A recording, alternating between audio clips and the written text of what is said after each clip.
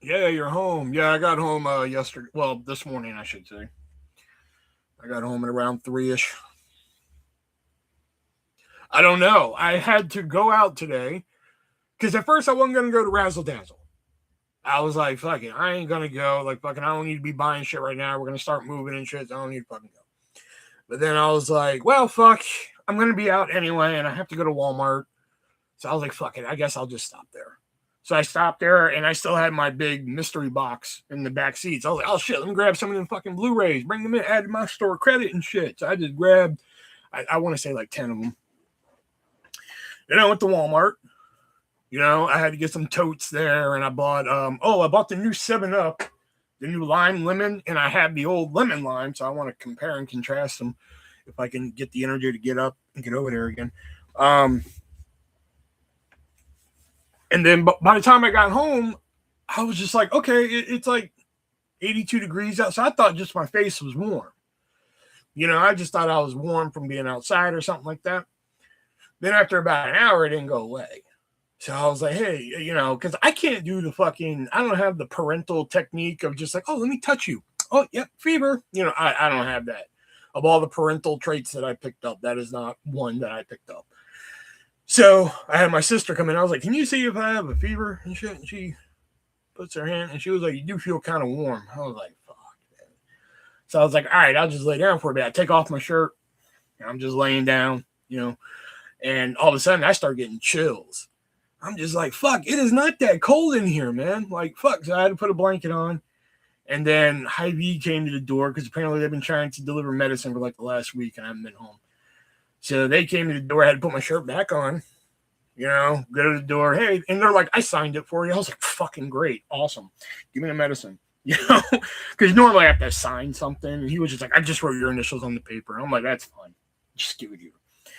And then I go back to laying down until I was like, you know, I'll go live for a bit because I think tomorrow I might be packing while I'm live. I think I'm going to be throwing some DVDs into a tote and shit, like all these bags you see. Oh, you can't see them at the moment, but all these bags right here, these are all like razzle dazzle bags and shit like that I've done. So like, I want to start packing those up. I got like these large. I spent like fucking $60 on totes today, like the big large one, like the $22 totes. So like, I bought 3 of them because people throwing money into my PayPal because of mom and shit. So I spent some of that money, you know. So and then now I'm here. And do I feel good? Forget it. Not the answer I wanted, but all right, you get my point.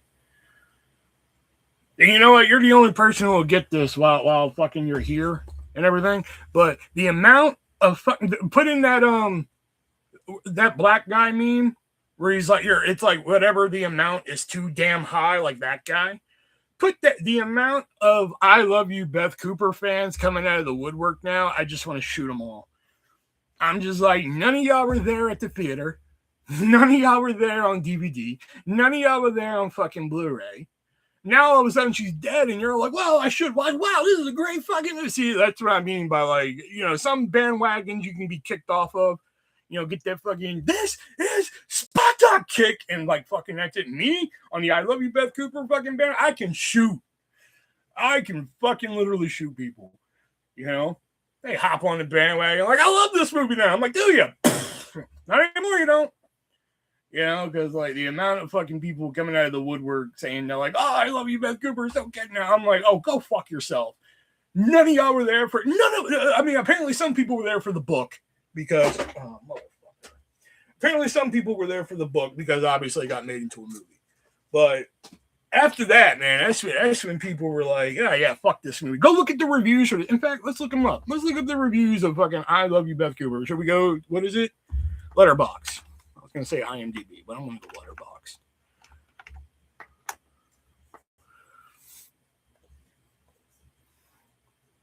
And I did find some new games at a Goodwill there. So I'm just like, okay, maybe we can run those. All right, so let's see what the reviews are. I love you. Oh shit, I love Yoy. I want to see some of these fucking reviews because now all of a sudden everybody's fucking in on it and shit, and it's pissing me off. All right. The film, bro, didn't quote either Pulp Fiction or Fight Club. Unrealistic. Like 1 star. Like, what the fuck? Okay. Feels like it was made by an alien who has only seen John Hughes movies and Glee. God, I hope Death Punch doesn't come in here right now. He's going to have a field day with these. Sometimes it's so bad it's good. I disagree. Sometimes I want to keep my brain in low power mode. No thoughts. Just controversial yet comforting 2009 energy. I mean, I can kind of get that one a little bit, like, you know, like, okay, yeah, it doesn't require a lot of thinking for that movie, but fucking 2 stars? Come on, man. I saw it at the DVD and Blu-ray place, and now Dolly. Oh, I picked up Steel Magnolias today for $1. So I was able to, I picked up Steel Magnolias, Easy A, which completes my the last movies I watched with my mom fucking collection now. So I picked up BZA, and they had the audacity to fucking discount. I don't know if you know who this is, but like Margaret Cho, who's a fucking fantastic stand-up comic, they discounted like 3 of her fucking stand-up specials to $1. I'm just like, the fuck? So I grabbed all 3 of them, man. I grabbed I'm the One That I Want, Show Revolution, and what's the other one I grabbed? I know it was those 2 for sure. I'm the One That I Want, Show Revolution. Oh, Notorious CHO. Those are the fucking 3 that they discounted for $1.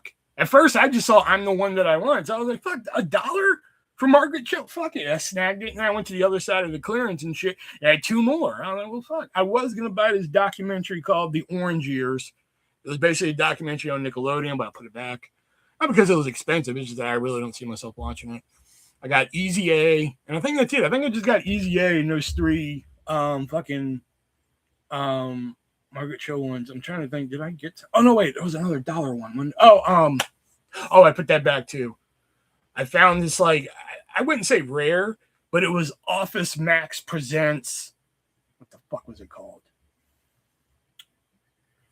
I forgot what it was called, but it was basically like they tell this school, like, hey, if y'all don't do these state mandated tests and shit like that, then, you know, we're gonna have to close the music program. And they're like, what? And then they bring in the All-American Rejects to do a concert. I mainly wanted it because I'm like, Office Max was making fucking these, you know, and it was only $1, but then I was like, fuck it, I'm never gonna watch it. So I put it back. No, I didn't get Easy A. I got 27 Dresses, which we watched, and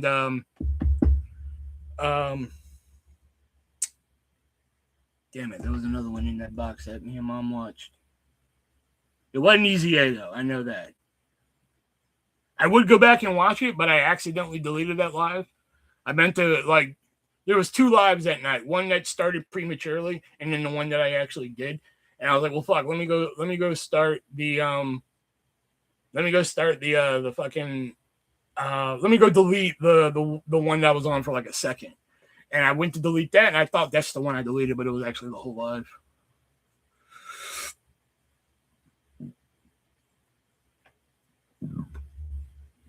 I mean, I'll double check, but I'm pretty sure it wasn't in there. I know 27 Dresses was, and there was another one because I was like, oh shit, because I was like, if the House Bunny's in here, I'm gonna fucking have an aneurysm.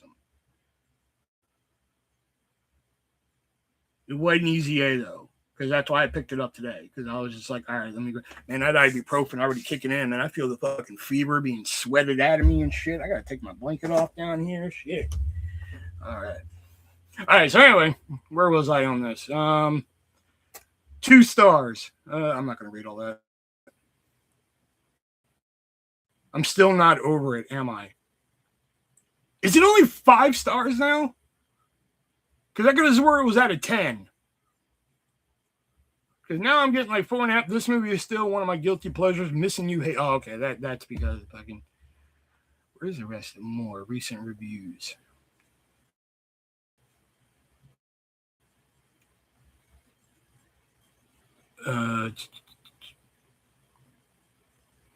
A high school valedictorian. I don't need a plot synopsis. Fucking. It's basically super bad if you swap the laughs for cringe. Oh, fuck off. Hold on. Where's my account? Because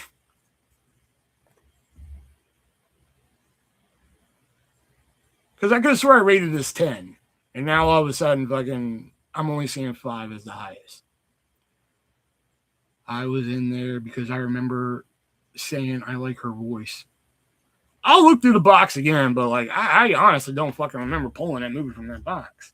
I know 27 Dresses for sure, which I think I already had. I think I already have 27 Dresses laying around here somewhere.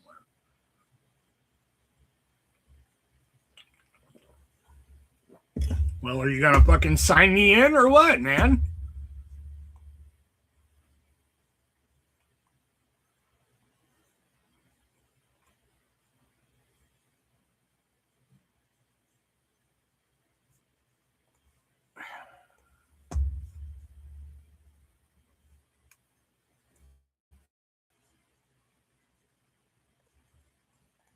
I don't understand why some places have a remember me when like you come back like months later and you're just logged out again. Why the fuck do even these websites have remember me?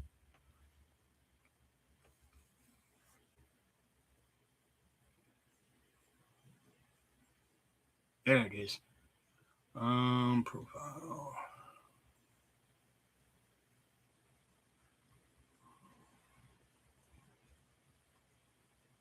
Oh, okay. I could have swore it was 10 stars. I could have swore. Yeah, because here's my review right here.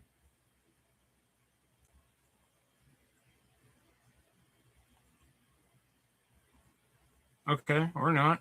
I thought my review was here.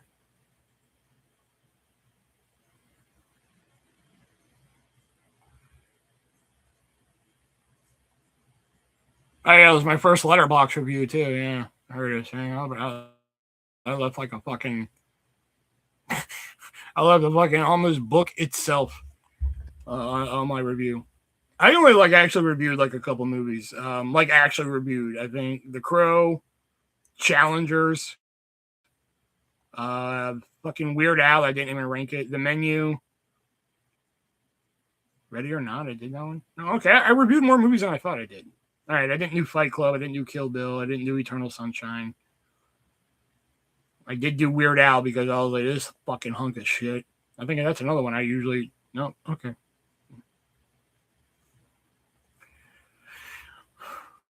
But yeah, that's. I did. I fucking Charlie and the Chocolate Factory on the bed because like I didn't want my sister to be like, oh, you forgot this one. So like I waited for her back to be turned. And I lifted one of my pillows and I fucking put it under a pillow and then like fucking left because I was like, fuck this movie.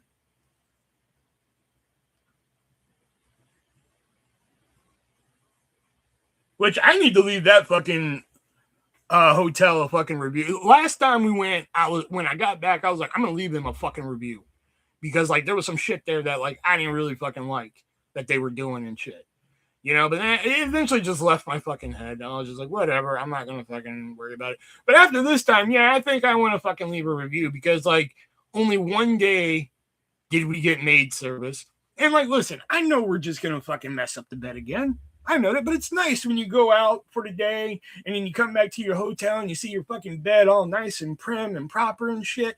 It's a nice little feeling to have. The only thing they would come in is empty our trash and give us different towels. That's it. They wouldn't do anything else. So I'm just like, okay, I think I'm gonna leave a review this time because like fucking it was ridiculous. I didn't like it this time. I mean, like the hotel itself was fine, but like just the service and everything like that. At least there was less people down eating this time, because the last time we used to go down and eat, there was like lines. People are like guarding the fucking hot dog container, like, I'm like, can you fucking move? I would like a hot dog.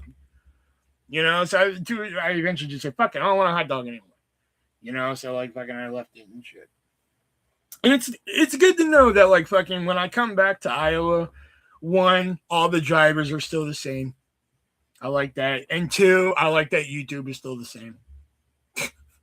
Fucking YouTube. You know. I really do need to review more movies. I don't know. I just don't really. I don't know. I don't really have that review style. Like I can sit here and be like, I like this movie because fucking there's this one part and fucking this and that, but I can't be like, well, upon viewing the, you know, like I can't fucking Siskel and Ebert fucking review movies. You know, I've given it a college effort. You know, like what was this one? Oh yeah, the I Spit on Your Grave Deja Vu review. That okay.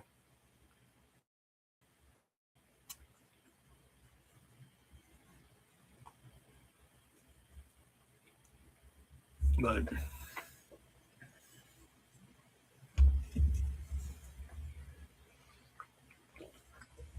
oh fuck.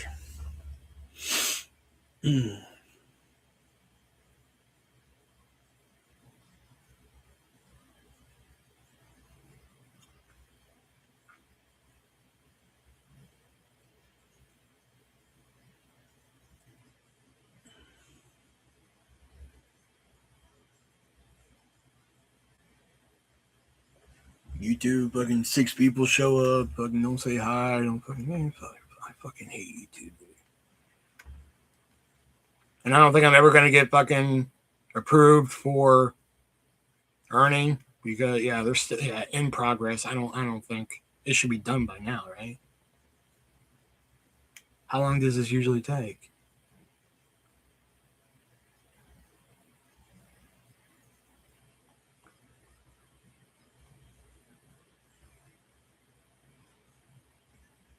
Because this is just to put super chat on the fucking thing, but yeah, it doesn't even tell me how long it takes for them to review it. What games did you get? Fuck, I left them upstairs. I guess I'll go get them. I'm talking to a fucking wall, so not that you're a wall, Elijah. I mean, like you're the only one here, so that's what I mean. But yeah, let me go grab them real quick. Oh.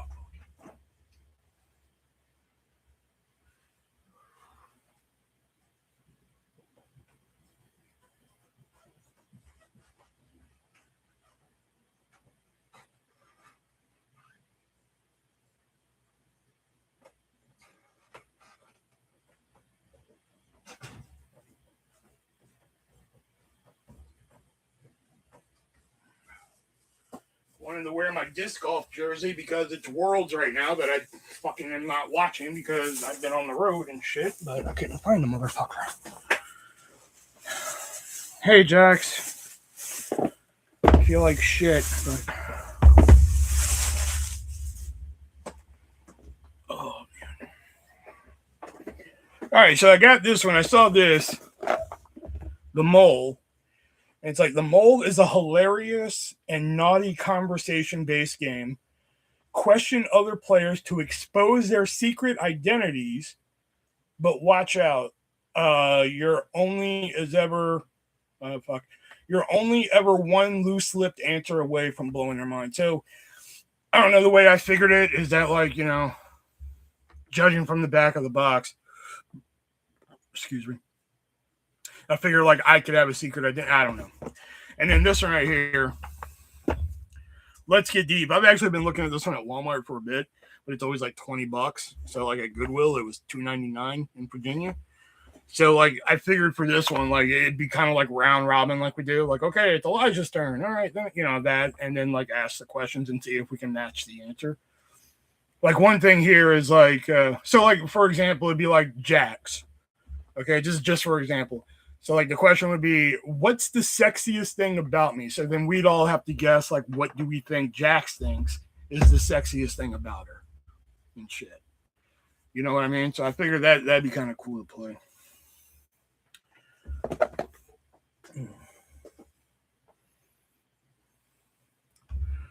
Crazy. LOL, kids are chaos. Fucking, you're telling me, man. My kid took my ass to the cleaners at fucking Walmart, man. I swear, okay, so we go out to we meet at that Mexican restaurant again, right? And it's a school night, so baby mama's just like, okay, so you want to go to Walmart? You want to go to Target? She was like, oh, Target. I was like, we went to Target last time. Don't you want to, look at Walmart, see if we can find some of that sugar-free candy I told you about and everything? She was like, okay, we'll go to Walmart. So we go to Walmart, and I'm just gonna grab like the little basket. I'm just gonna grab like the little basket and everything. I couldn't find any. The kid and Melissa are just like, well, grab a cart. I was like, we don't need a fucking cart. We're just gonna be grabbing a couple things and everything here. Boy, was that fucking wrong. So we go down the candy aisle, and I get her sister some candy because she didn't come this time. My mom's honorary grandchild. She didn't come this time, so I got her something anyway. So, I look at all the Russell Stofers, and I was like, all right, which ones do you like, kid? We got strawberry here. We got some caramel. She's like, I don't like caramel. I'm like, every now and then you throw out something where I'm like, yeah, you're definitely my kid. But then every now and then you throw out something where I'm like, are you sure? Like, she doesn't like cheesecake. That fucking, I didn't even know how to process that one. So then I think she picked out some gum. She wanted some spearmint gum, so I got her like a 3-pack of spearmint.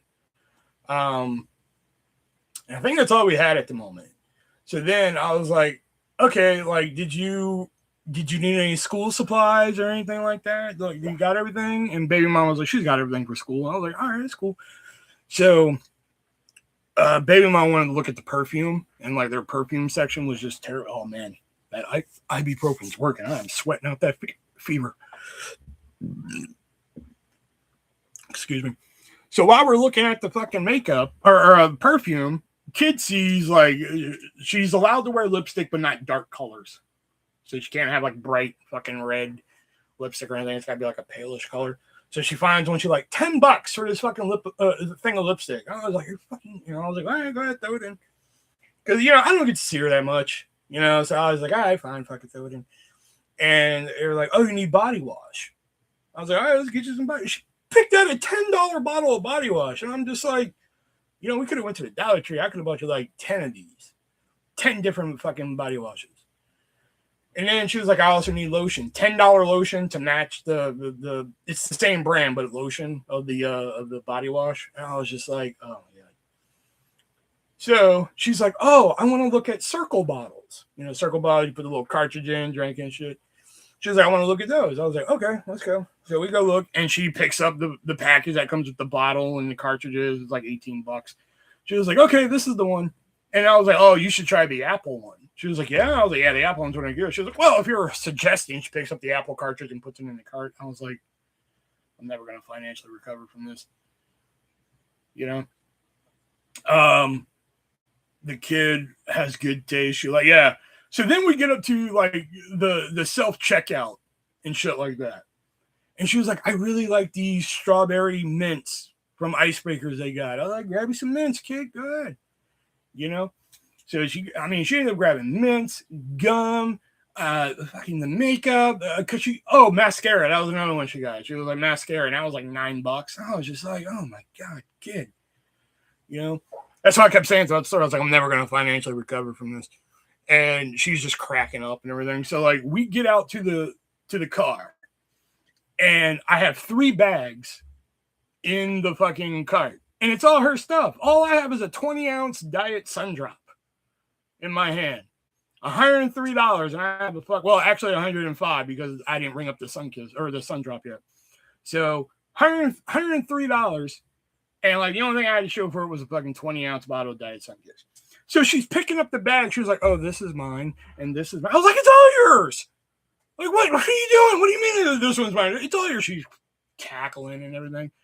I was like, fuck. I didn't say fuck, but I was like, I'm one of your dads, man. I'm not Willy Wonka, man. She cracking up and everything, So I was like, give me a hug, you little punk. So, and then my sister actually bought her the Circle bottle and everything. the circle bottle and the cartridge. Because I told my sister, I was like, all the money you have dropped on Ginger's kids, you're buying my kids something. So bring all your credit cards. She was like, what? I was like, I'm just kidding. I'd bring all of them. But I did pick out the fucking the water bottle. I was like, you're buying that. That's gonna be from Aunt Mimi. I like her humor. I know, right? She was just cackling the whole time. But like she kept just throwing shit in the cart. Like she kept trying to put like other candy in there. I'm like, no, you haven't gone and seen your endocrinologist yet, so we don't know how bad it is. So you're not getting anything with a lot of sugar. And she looks on the back of the package of like this bag of gummies. And she's like, well, this is only 16 grams of sugar. And I was just like, you kind of want to be 10 and under, kid. And she was like, oh, fine. So she put them back. And then she was like, oh, Slim Jims. You sent me those Slim Jims. Those were good. I was just like, oh, my God. And they're like $2.97. Oh, she picked up a bag of beef jerky. That's what it was. She was like, oh, yeah, the beef jerky. Throws that in there. I was just like, that's all I kept thinking. I was like, I'm never going to financially recover from this.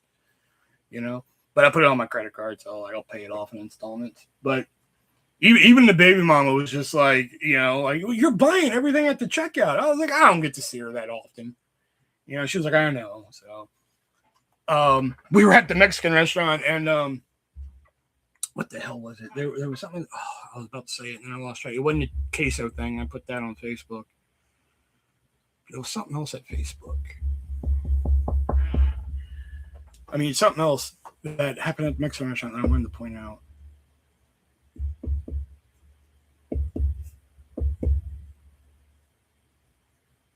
I can't remember. It'll probably come to me later. But I keep falling behind.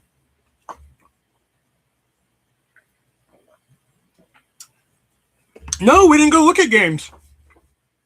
No, we didn't go look at games or anything like that. And she only has a Switch 1. She doesn't have 2. Yeah, she didn't mention she wanted to go look at games. We went and looked at perfume. And then that's when she was like, okay, I need body wash. I need lotion. Oh, I want mascara. I want lipstick. And I was like, all right, throw it in. Because I didn't complain to her one time. I was jokingly like, I'm never going to find her. But I wasn't like, you're not fucking getting that. What am I made of? No, I'm like, throw it in. Go ahead. I think the only thing I vetoed was like the sugar stuff. And I was just like, nope, not until you see the endo. Once you see the endocrinologist, then we'll talk. Oh, she needed a binder for school, so she got a binder for school. She did need one binder. And they had black, blue, white, and red. And I was like, all right, what color do you want? She was like, ooh, the white. I like that better than all the rest. I was like, really? Okay, if that were me, I would have got black, but okay. Oh, a slime kit. She was like, where's the slime kits? I was like, oh, that's back here in toys, kid. So we go back there, and she's like looking at this like $16 fucking slime kit. And she's already got the circle bottle in there. And I'm like, if you say you want that slime, in my brain, I'm like, if she says she wants that slime kick, I'm going into parent mode because I'm going to make her pick between the circle bottle and that slime kit, man. But then she finds like this little miniature slime kit, and it was like $10. And I was just like, just put it in. Just put it in. I tried getting her into wrestling again. That didn't work. She was like, what? She saw like a picture of Rhea Ripley. It was like the figure of Rhea Ripley. I was like, come on, kid, I'll get you some wrestling and everything. She was like, what even is this? I was like, it's Rhea Ripley. I am not going to be able to get that kid into wrestling. She's probably going to put stickers on it. Yeah, maybe. But, yeah, that was our trip at Walmart. And then I grabbed like a 20-ounce of Diet Sun Drop because, they don't sell Diet Sun Drop here anymore. They used to, but then they just stopped. That almost became a fucking fight at Hy-Vee. Because, we had it at Hy-Vee for, the longest time, Diet Sun Drop. And then one day it just stopped showing up. So, I go to the back and I go to ordering. And I was just like, hey, can we start getting Diet Sun Drop again? What happened? We had it and it disappeared. And, he turns his desk. He's like, why you always got to drink weird stuff, Will? And I was just like, why can't we just carry the shit that we carry?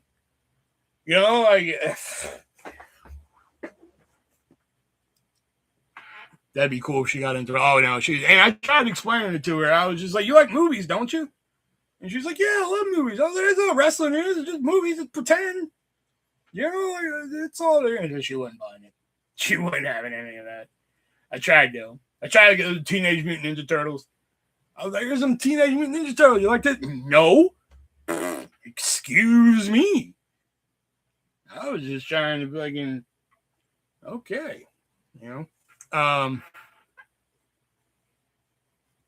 But I think other than that, we had a good time. Though. I had a good time with her. Glad you made it back home safe and complete. Yep. Thank you. Hey, Death Punch. But but yeah, we had a good time. So that's all that mattered for me. I just wanted to have a good time with her. But like, if you could have saw her look at me when I dipped my chip into her queso, because like she was like, "I want a chicken enchilada, cider rice." And then like the waitress is about to go away, and we're just like, "Don't you want your queso?" She's like, "Oh yeah, I want a bowl of queso for me too." So like we're eating the chips and we're kind of bullshitting, talking to the baby mama. Melissa's there, and because that was the first time Melissa met my kid, was when we went and saw her. She's talked to her on the phone and everything, but she's never actually met her. So that was the first time they actually met was when we went up there. So so like I dip my chip in the queso and she just like she's sitting next to me. So like this is the look I get.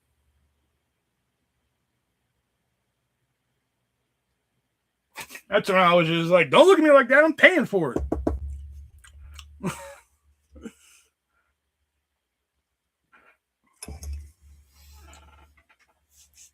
Like, yeah, that's slow turn. If you could have just saw her, just like, I'm paying for it. Give me this. You know? And then I ordered a chicken quesadilla and refried beans at the Mexican restaurant, right? My sister ordered a side of refried beans and polos con rice or whatever the fuck it's called. Where's Erica when I fucking need her for Spanish shit? The what is it? Polo con queso, whatever the fuck it is. She ordered that.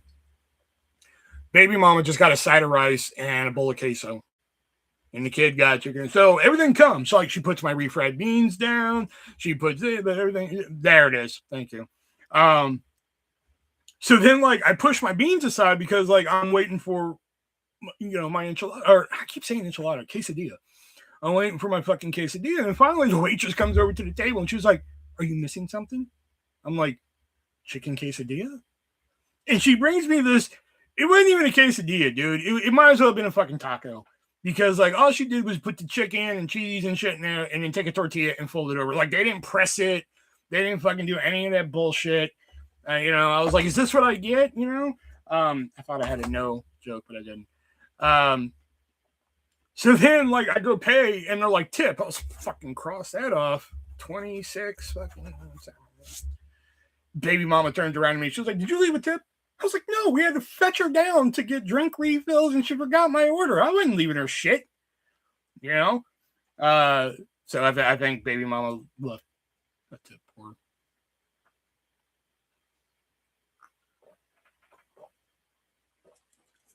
Oh, I should have took that ibuprofen earlier. I'm already feeling like 10 times better. I don't know how long it's going to last, but I'm feeling like 10 times better than I was like fucking an hour ago.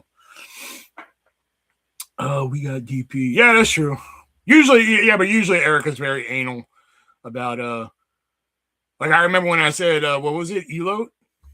I think I said that one night and like Leo and her fucking head exploded. What the fuck is elote? And I'm just like, oh, here we go. That's why I'm just like, fuck it. I'm just gonna say flaming hot lineman. If you don't like it, fucking fuck off. That's how I say it. I'm saying lineman. I'm pretty sure limon or fucking some pronunciation there, but like I've always called it flaming hot lineman. That's what I'm fucking calling it. Dude, that's the treatment I got at the restaurant this morning. I know, right? Like, fuck, I mean, she was a nice girl and everything, taking our order and everything. Like, okay, but like, I pushed my beans aside because I dipped a couple chips in them because I love me some refried beans, man. Especially from a Mexican restaurant. Oh, shit. Got the refried beans, so I'm pushing, I'm just waiting, just chilling. We're sitting there talking. Finally, that's when the waitress came out and she was just like, "Oh, are you missing something?" I'm like, chicken quesadilla. And she was like, "Oh," and then she disappeared. I was like, "Oh, well, that's a great sign." Who the fuck is texting me?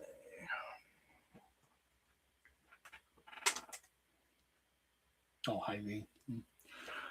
I know. Then the landlord has the audacity to fucking message my sister while we're on the road and says, "How is house hunting going?"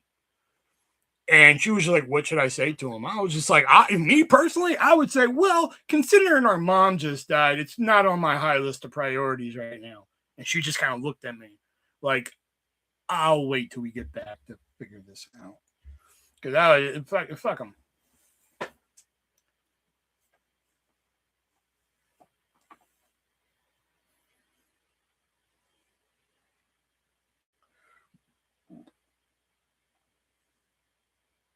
Hey, Diana.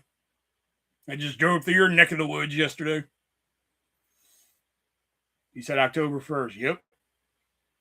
I know, but he was just asking. I know he probably meant it as like fucking like, hey, how's house hunting going? Like, I'm pretty sure that's what he meant. He's trying to be nice and everything because of the way shit fucking kind of fell apart and everything. But like, fucking fuck him.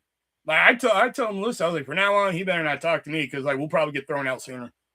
Because like if he says anything to me, he is not gonna like whatever response I fucking give him. Because if he would have texted me, like, how's house hunting going? That would have been my response right then and there. I would have pulled out my voice chat and be like, well, considering our mom just died, you know.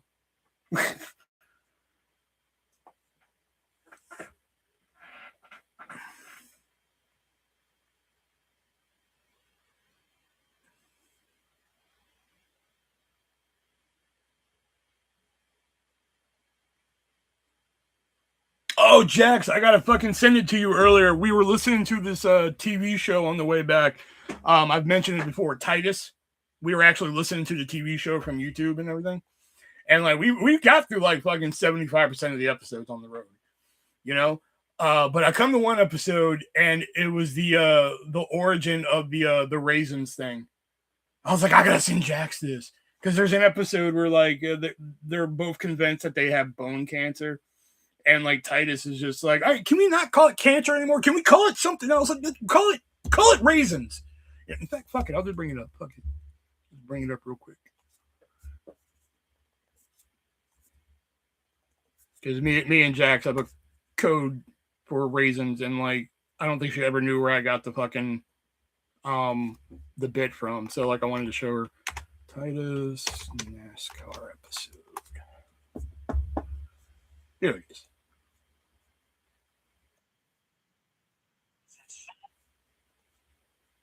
Yeah. So like here, I'll show it to you. I was gonna send it to you, but I forgot. I wasn't feeling good. I was gonna do it then, but where's it at? I think it's right. Is it here? You cheated on me twice. You wrecked my car. I am not. Hey, she made you believe that your father only had 3 weeks to live. Oh man, she really sold it. Oh no, she got those. I want to talk about the bone cancer. Why'd you have to say it? Oh, you're right. Bone cancer is so cancery sounding. Let's call it something else. Death. No, something nice. Malignancy? Dad, no, raisins, huh? We'll call it raisins. Raisins. They're just cancerous grapes. So that's where I got that from.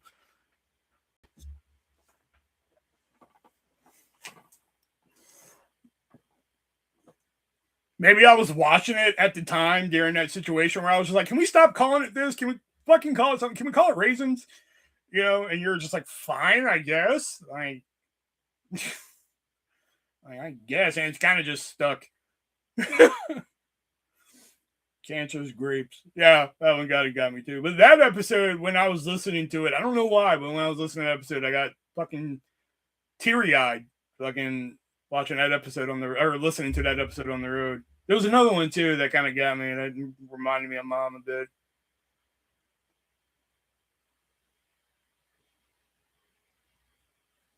Oh yeah, so unfortunately, Death Punch is gonna have to hear this story again. But because I accidentally deleted the live. So for those of you who fucking didn't hear, last Saturday was my mom's like gathering, whatever you want to call it.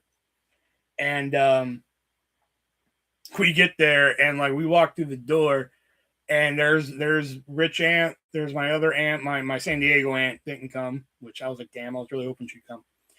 But they're very nice. I mean, like my one aunt that I haven't talked to in a very long time walked over to me and hugged me. She was just like, I'm so sorry about what happened. I was like, okay. My rich aunt didn't at first. She did later, but she didn't at first. And I told this story on Sunday whenever I went live and shit. But we had a family friend who was there as well, and he had a son. Well, that son, as a kid, used to fucking just beat the tar out of me when I would go there and like, you know, like be babysat and shit. Like his dad would just be like, all right, clear the floor. It's time to wrestle. And like, it was just mainly like, you just instigated your own mugging. Come on down. That's essentially what it was. Cause I couldn't fight back, you know? And then one time, like he chucked like a fucking basketball across the room, hit me right in the nose, busted my nose open. Used to make me eat raw spinach from a can just for shiggles and everything. So his son was there. And his wife and everything was there. And so when I come in, he's like, hey, man, how you going? You look good and everything. I was like, thanks, because I knew who it was. And so we're looking at the video screen and everything that they had playing. And he was like, you know, I saw her a couple weeks before she passed. I was like, yeah, she mentioned you coming by to see her and everything. And he was like, yeah, she was a good woman. I was like, yeah. So he walks away. And we walk into the actual room and we go sit down. And my sister sits with my grandma, who was there, 97 years old, by the way. And then I sit like on the other couch and shit. Right away, my grandmother gives me and my sister a card. I had a little bit of money in there that essentially got me back here. So that's when all of a sudden I hear my middle. Everybody was calling me by my middle name there. But you know, for story purposes, I'll just say Will. But like I'm sitting there on the couch and like he's all like off to the distance, like at the sign-in book, you know, which I didn't sign. I was the last person to sign my name, which I even signed my middle name. So I was like, Mom, if you're watching, you better be happy. So he was just like, hey, Will. And I was like, yeah. He fucking walks back over and he extends his hand out. And he was like, listen, as a man, I'm sorry about all that shit as a kid. That was mainly my dad, man. I was like, don't even worry about it, man. It's all good. Don't worry about it. Because like I think I said it Sunday, like if the roles were reversed, I wouldn't have did it. You know, if fucking I probably wouldn't have did it. Like if the same situation was the same, like I probably would, you know, I would have never brought it up. I would have just been like, fuck it. But apparently it must have been something he had to do because he apparently told my mom that too. You know, so all of a sudden, lady walks in front of me. She goes, hey, Will. And I was like, hey. Had no fucking idea who it was. No idea. I was just being cordial.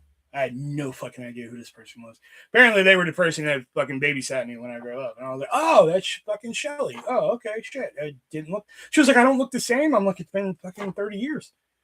Like, I probably haven't seen you since, you know, like, fucking, what, 2002, maybe? Maybe a little bit before that. You know, so, like, so then it just became like sit and eat and reminisce and everything like that. I didn't eat anything for a while. I just finally had to get up and eat something because I got tired of people asking me, you gotta eat, you gotta eat, you gotta eat, you gotta eat. And I finally just got up and got some grapes because we had a fruit plate there. And grapes sounded pretty fucking good. So I got some grapes and like I'll admit I was zoned out most of the time. You know, like I was kind of like staring off into the distance and shit. Every now and then I'd catch myself watching the video screen and shit like that. Grapes. I know, right? So later on, I forgot where I was going with this. I was eating grapes. Oh yeah, so we're watching so when I posted the picture on Facebook of like the display they had with like the stuffed Mickey and our Elvis cup that you used, a thing of eye drops, which I don't know if that was for us or was that something for the memorial. I don't know. And then a fucking bottle of Hennessy. And I was just like, oh my God, we're just like one item away from this being a ghetto fucking gathering. Like, we got a bottle of Henny up there. Like, fuck, should I get some Sprite and some cough syrup while I'm at it? You know? So, all of a sudden, like, towards, I want to say around 6 o'clock, maybe. That's when they open the bottle of Hennessy and they start pouring like a little tiny shot. Because it was only like a bottle like this big. It wasn't like a huge bottle where everybody could have a fucking cup. So they pour like basically a shot worth. And I'll give my sister credit, Ginger. I'll give her credit. Like, we may not get along and everything, but she apparently must have remembered my mom telling her that like I had a drinking problem there for a bit. Because she looked at me and she was like, I know you don't want any. I was like, no, I'm already holding a Diet Pepsi. Once I got the clues what we were doing, like, oh, we're about to have a toast, I snagged the Diet Pepsi and I just wait, because like I didn't want nobody to hand me a fucking drink. Because trust me, I have walked past the alcohol section a couple of times in the last few weeks, and I've fucking really considered it, but I haven't. Because I try not to drink recreationally. I try not to just bring up, buy a bottle of vodka and bring it home. Like if I'm out like with Haley or something, we have drinks. That's one thing. Because then we're just out having a couple of drinks. But like I try not to bring fucking liquor into the house and shit anymore. So my grandmother just looks at me and she was just like, "Well, a little bit won't hurt you." And I'm just like, "I'm good. I'm good." So sometimes a little bit is all it takes. Because I could have probably tasted Hennessy and been like, "Fucking man, let me go get a 12-pack or something." But just the smell of Hennessy alone, I'm just like, I don't understand. Mom drank this shit. So we're about to have a toast, and Ginger was like, "So does anybody want to say anything?" And she was like, "I can't," because she was about to lose it. So we left it up to Melissa, and Melissa was just like, "I'm glad everybody's here. Maybe not the circumstances are good, but I'm glad everybody's here." And then that's when I said out loud, because I told this story on Sunday, but let me tell you guys again for those you missed it. But Hulk Hogan, I know that's going to sound really weird, but Hulk Hogan died a year ago. And when they did his memorial on SmackDown, his dear friend Jimmy Hart, they had backstage footage of him going backstage and like, this is amazing. This is amazing what you guys are doing for Hulk. Hulk would have loved this. He would have loved everybody here for him like this and everything. And like that thought went to my head. I was like, Mom would have loved this. So we get the drink. Everybody toast. Once I go back with the Diet Pepsi, my eyes are just like puddled. Because like I was trying to hide it the whole time. I was trying to play it cool. Like there was a couple times where like I was sitting off by myself and like I had to do this little number right here. And thankfully nobody fucking saw it. But we all have a fucking toast, and then my sister, I didn't tell you all this part. My sister, now again, Hennessy, cognac, very distinctive smell, everything like that. My mom used to mix it with Pepsi. Like that was her, like if she couldn't get a fucking, what is she? I mean, she used to get different. A White Russian was one of her drinks. She would get a lot. But like on occasion, she would have like some Hennessy and some Pepsi. That was her drink of choice. And everybody just drank it straight. Except for me, I'm drinking Diet Pepsi. Melissa doesn't drink that much either. Every now and then she'll have like fucking like Kahlua mudslide or some bullshit. Like one of them bullshit drinks at like Applebee's. Where it's like, get the fish bowl with the yummy fish. That's the kind of bullshit drinks my sister gets. Whereas me, I'm just like, whatever the gayest drink on the menu is, that's probably what I'm going to order. It's just like, would you like the Rainbow Cockenstein? I'm like, man, that sounds fucking delicious. Fucking give me two. Like that's the kind of shit I order. So my sister drinks back this little bit of fucking Hennessy. She drinks it back, and my sister's face just went fucking, and like everybody fucking cracked up laughing. Because like even Ginger, who drinks, took a sip, and she was like, "Oh, I don't know how Mom drank that shit." And I was like, "She used to drink it with Pepsi, guys. I'm telling you."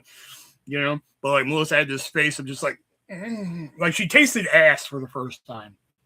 Like, like that's kind of, that's kind of zingy. So it kind of broke the tension of the toast and everything. And then we all just kind of sat there and bullshitted for a bit. And this one lady came in. She was apparently a friend of Ginger's husband. But she came in and she was like, "I heard what happened. I'm so sorry." She was right to my grandma. She was like, "Are you a hugger? I'm a hugger. Come here." And grandma hugs her and everything. And my rich aunt is just like, "Well, this is her son and daughter and everything." And she comes over and she's just like, you guys huggers?" I'm like, yeah, we kind of hug her and everything. Then she ended up with like 3 plates of food. And then she was like that black guy in that GIF who just throws up the peace sign and just fucking disappears. That was her. I was like, where the fuck did she come from and go?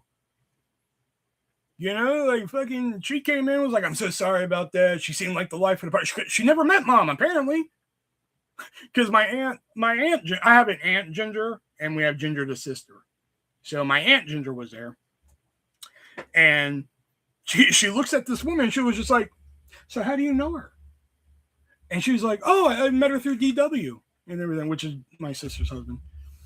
And And she goes, oh, okay. And she was like, so you met her? She was like, yeah, I met her at this place and everything. And like Aunt Ginger just kind of puts her head down because she knows that like she wasn't there for that, my mom. And she's like, I'm talking about my sister. Like, how do you know her? She was like, oh, no, I never met her. And then she's like looking at the video screen. And she was like, but she looks like a barrel of fun. She looks like she was the life of the party. And we're like, yeah. Then she had like 3 plates of food. She kind of sat and bullshit because I remember telling a story about me and mom going to see Ninja Turtles Part 2. Because my aunt, my rich aunt, I don't want to say her name because you can look that shit up. Aunt Ginger, fucking have fun. But my rich aunt, I don't want to fucking deal with that.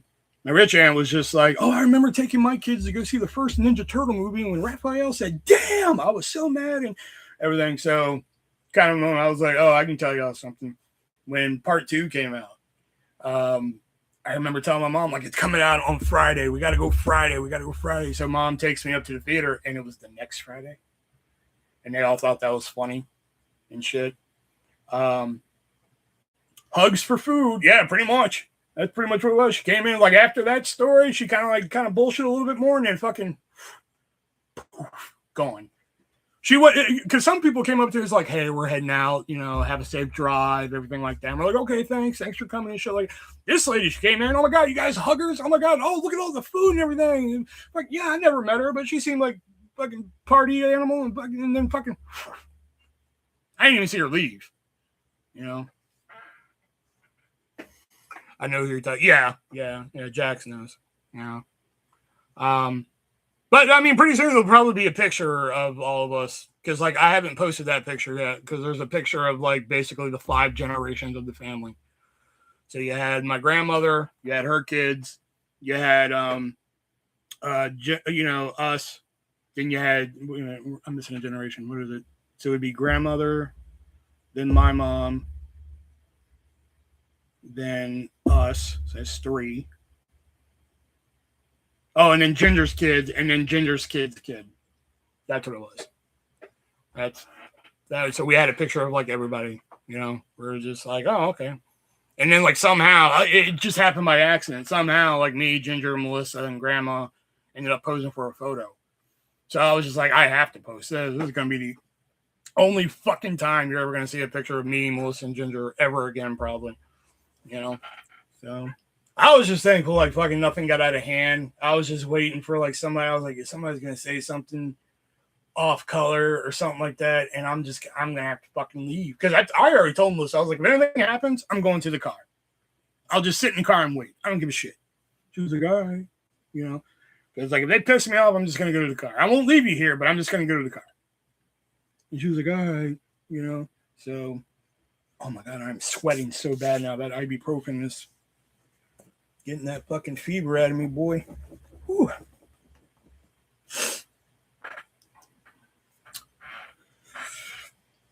And I was also working on a project. Well, it was more therapeutic and research for a project because I've told you guys about it before. I want to one of my next books. I don't know, whenever I fucking hunker down and actually fucking do that. I want to take a road trip to Disney World. You got a fever? Yeah, man, I was feeling like shit an hour and a half ago. And then before I went live, I took some ibuprofen. So, like, I've been sweating that out the whole time I've been sitting here talking to you guys. So, I forgot what I was saying.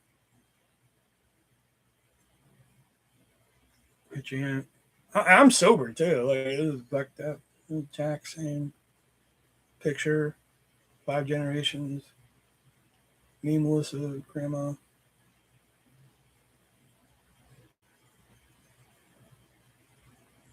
And then I saw you got a fever? Yeah.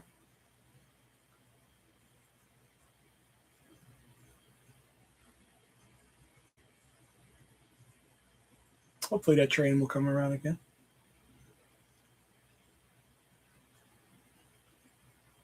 Oh, my project. That's what it was. So I want to take a road trip down to Disney World because, as you guys know, my mom was a huge Mickey Mouse fan. Love fucking Mickey Mouse. I think we have like totes of like Mickey Mouse fucking memorabilia somewhere around here that we'll probably donate or fucking something. And she never got to, okay, I made it home. I'll check in again later if I have a chance, but I got to eat and run an errand, so we'll see. All right, Jax. So, oh yeah, so my idea for the book is I want to do a book called A Road Trip with My Dead Mom. Kind of like in the vein of like, you know, Jeanette McCurdy's like, I'm glad my mom died. Like that's kind of like where like I'm heading there with the title and everything. And then it's basically like, you know, stories about mom and shit like that. And it ends with me scattering her ashes in fucking Disney World. Some of them, not all of them, obviously. Dude, please keep the yeah, but you got to understand the place that we're going to, we're not going to have that much room. So, you know, a lot of this shit, like probably like 80% of like all of our shit, not just moms, but like all of our shit, it's going to be fucking be thrown out and forgotten about and shit like that, you know? Like I have a couple totes over there, which is like bullshit in there. I used to have an old art project that I did back in like fucking 10th grade, you know, just because I really liked the project. It was wrestling related and I got a good score on it. So I've been telling Claude, like, this is the idea I want to do. And he's just like, okay, well, we could do chapters about this. We can do chapters. I was like, honestly, Claude, the way I picture it is just you kind of interview me about mom. And then, like, I just kind of, like, see what happens. It's kind of like what happens here. You know, y'all will be talking, you know, like, again, like, we'll be talking about hot dogs or whatever like that. And somebody will mention waffles. And I'm like, oh, fuck, I got to tell you this waffle story. You know, that's what I was leading to. I was like, maybe he asked me a question about mom, and then it will spark, like, a fucking memory that, you know, I had or some shit. And a lot of them have come up. So I think, what was the last thing we talked about? I think it was her death, wasn't it? Oh no, Claude was asking me how my mom felt about all my ventures, like Bored at Heart, YouTube, podcast, shit like that. And I think my simple response was just like, did she understand it? No, because like my mom never understood the difference between me being live and me recording was. Like if I said, hey, I'm going to go record a podcast, they're like, okay, whatever. I come down here, I record a podcast, and I'm fucking done. Whereas if I go live and shit, here I am, like conversing and talking with you guys throughout the night. She didn't understand the difference, you know, and that's not like the sickness or anything. Like, fucking, she just didn't understand the difference, you know. So, like one time I was recording with Nick and Shelby, and like she really needed me for something. I had to ignore it because we were recording. Thankfully, we were at the end. But I told her, I was recording. She was like, yeah, but you were doing your podcast last night. I was like, no, I was live last night. And I'm like, do you not understand the difference? No. I just left it at that. So it became like a story of just like, my mom may not have understood my ventures, but she supported them. Like Bored at Heart, she totally didn't get bored of heart. Didn't get it at all. You know, I was just like, I mean, she was supportive of it. Like, I remember when I came home from the fucking convention and she was just like, how'd you do? I was like, didn't break even. She was like, oh, I'm sorry. So she may not have understood my fucking ventures and shit like that, but she fucking supported it. You know, like I told you guys before, my first book, you know, when she was like, I want to read your book. I'm like, no, you don't. You don't want to read this. And she's like, no, my son wrote a book. I want to read it. I'm like, okay. And then I've told you guys the famous story of, you know, she got to page 6 and was just like, no, thanks. You know, I was like, I warned you. I fucking warned you. You know, and like that's something that like kind of came up. So it's talking to Claude about it has been kind of fucking therapeutic. But like that's something that kind of came up. It was just like she couldn't make it past page 6 of my first book. And then I actually write something like clean, you know, like fucking, you know, between dreams and waking and chasing dreams reality is probably like you've seen like hundreds of lives with me and shit like that, and like those 2 books are probably the cleanest I've ever fucking been about anything. You know, I think the only bad quote unquote bad word I think there's a hell in there at one point, but like other than that, like fucking is the cleanest work I've done, and like unfortunately she never got to read it, which kind of sucks because I was like, fuck, now you can actually see that, like, you know, I'm not all fucking like Justice sucking me off like a circus seal jokes, you know, like fucking I actually have, you know, I actually have a story to tell here, and she never got to experience that. So, what was like another one here? Like, here it is right here. Let's go somewhere new. What did she think of your YouTube career? I love how Claude called it a career. And the podcast. Did she get it? Was she proud? Did she think it was silly? Did she ever actually watch a full episode of anything you made? Which I missed that part the last time, which is actually fine. She used to sneak and watch my fucking YouTube, but then she stopped. But then I was like, wow, that took a turn. Was she supportive? Yes. Did she get it? Not really. But she never understood, okay, the difference between live, blah, blah, blah. But just about any venture I tried, she was supportive of, in some cases helped in some degree. Back in 2019, I started a art business.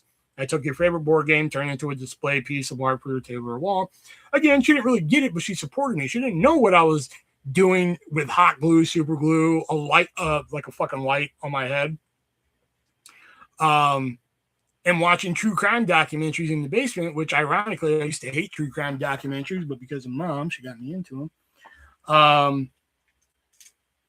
I grew into them, and before she even read my first book, she was adamant in reading it. I want to read your book. No, you don't, Mom.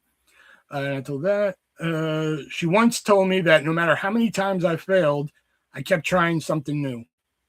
To which I jokingly said to her, you know what they say, if at first you don't succeed, you fucked up. You know, and that is like an actual fucking quote I gave my mom.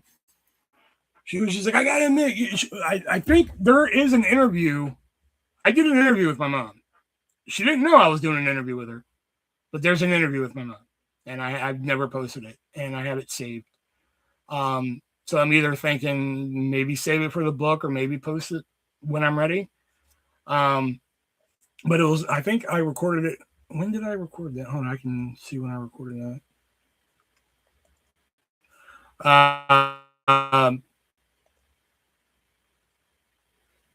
What was I going to say? Oh yeah, so I think that was in there. I think that was in the fucking interview. Was she was just like, you know, no matter how many times you try something, you keep trying.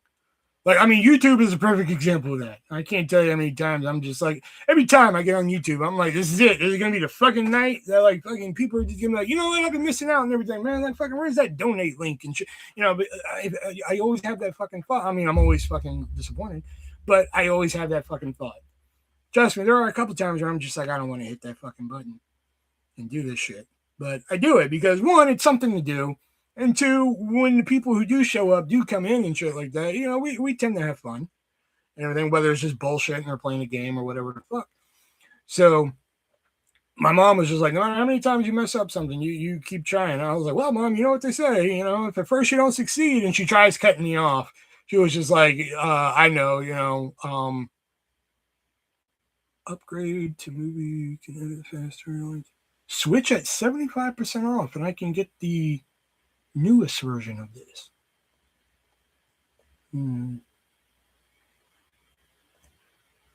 Because I'm still using software from 2022. Where's my saved? Uh-oh. Recent project. Yep, here it is. So when did I...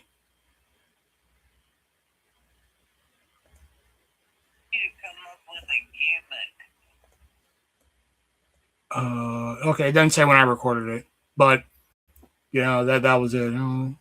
She cuts me off and she was like, you know, try again. I was like, no, if at first you don't succeed, you fucked up. She's like, what the hell? No way. Yeah, you know, so and I think that's pretty much everything. I know eventually one day it'll be a podcast. I'm just not ready for that. I still haven't even fucking bought an urn. Like the urn that I posted on fucking Facebook, that's my sister's. That's Melissa's. And like I just haven't been ready to type in fucking urn for sale or some shit. I just haven't been able to fucking do that. You know? because I'm still fucking getting used to it. Like I think I said this Sunday, but like when I went and got an oil change before driving to Virginia and everything, I asked for a tire rotation, which is something Mom always told me to do. She was like, whenever you go, ask them to check all the fluids and get a tire rotation balance. And I was like, okay. So I asked her, and they're like, oh, okay, well, it's gonna be $60. And I'm like, the fuck? It's usually free. They're like, oh yeah, it's gonna be 60. I was like, okay, never mind then. Fuck it. And my first instinct was like to grab my phone. I was like, I gotta tell Mom that fucking they want $60 for a fucking tire right now. I was like, oh yeah, that's right. So like I'm still getting used to it a little bit.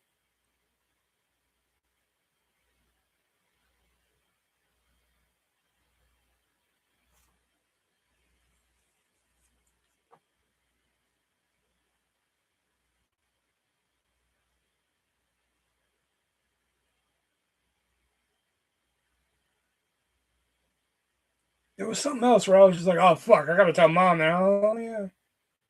Can't remember what the other thing was. I know one was the fucking tire rotation. I was like, Mom's not gonna fucking believe these. Oh yeah. Put that right back. So what was the other one? Because there was another one where I was like, fucking Mom ain't gonna believe this shit. And I was like, oh yeah. I can't remember the other one, but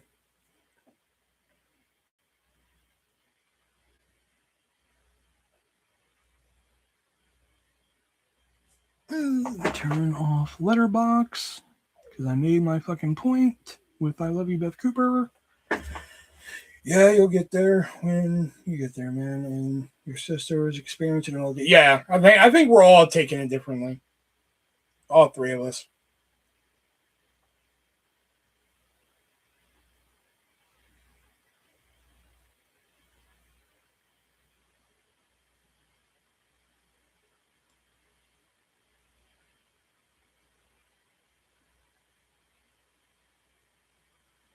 Like I was telling Claude about some of the shit that we used to do. She was like, "What's something you and your mom used to do?" And I'm like, "All right." So I mentioned the whole YouTube video thing, where we would watch fucking YouTube videos and shit.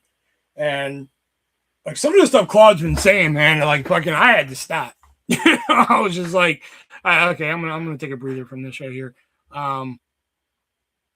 Where's one? Hold on.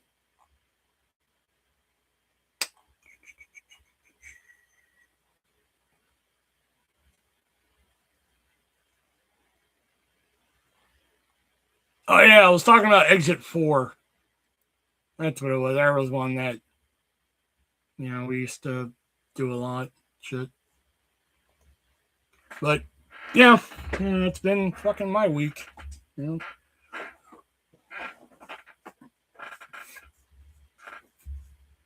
Erica came in just to be like, yeah, shit's expensive, and then fucking just bounced.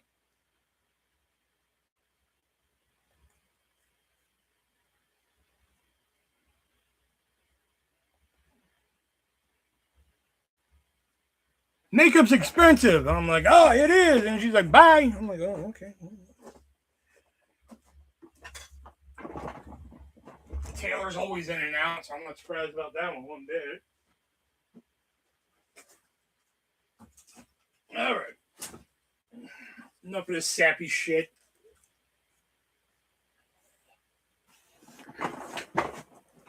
She wasn't lying. So 7-Up. Right here, the lemon lime soda. They reformulated to lime lemon.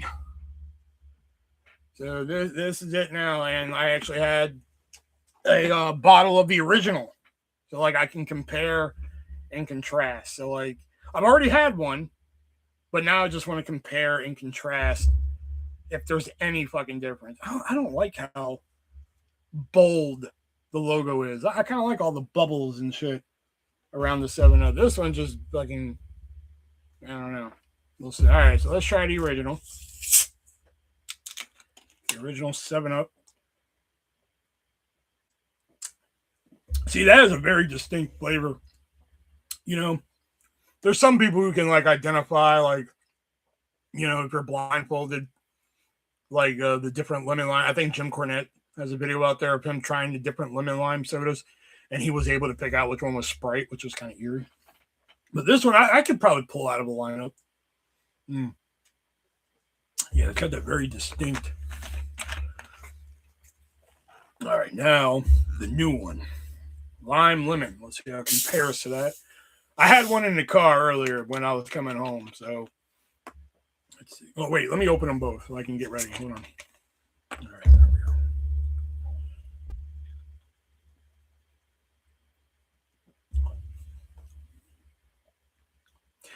This is good, and you do taste the lime forward a little bit, but I'm sorry, I think I like this one better. The original 7 Up, man. Like, it kind of has, I don't want to say a bite, but it has like that, I guess crispness, I guess would be the fucking word. But like, you can taste the fucking difference. Like, here, hold on. I'm going to fucking do something here. Hold on. Do I have a blindfold down here?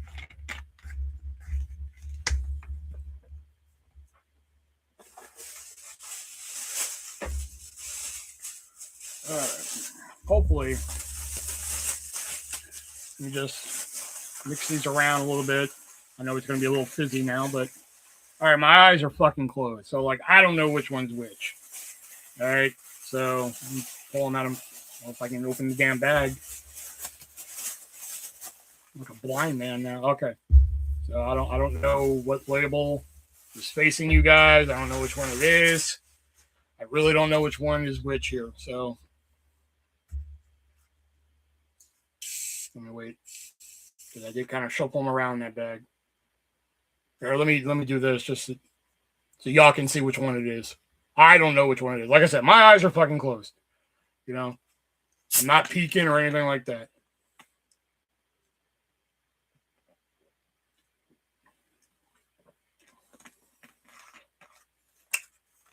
Okay.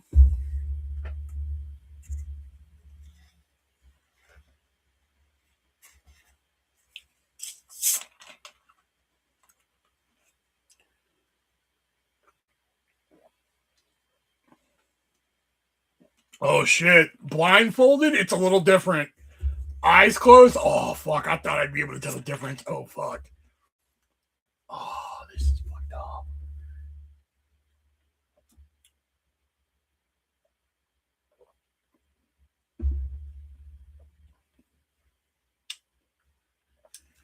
Something's telling me this is the original one, but I don't know.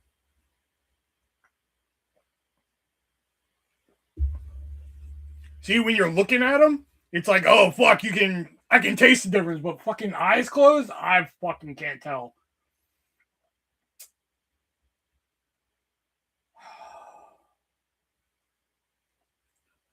Where's it at? There it is.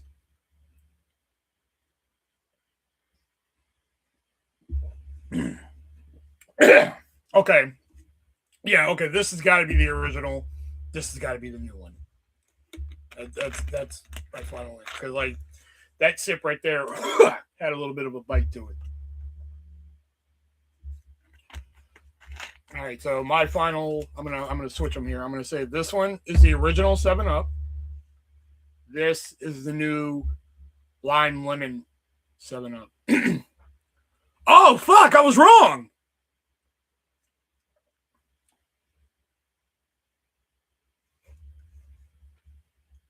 This is the new one. This is the original. All right, but now let me do it with my eyes open. Hold on.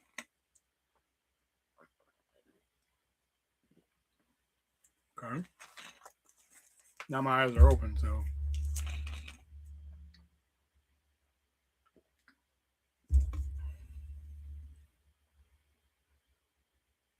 Did this go flat already?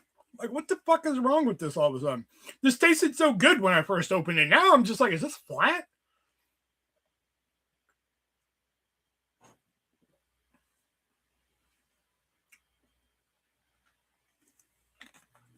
You know, I don't think they really changed anything. I think I think that's a marketing thing. I think they were just like, it's new. And we're like, all right. And we're like, fuck yeah, it tastes new. I don't think it is.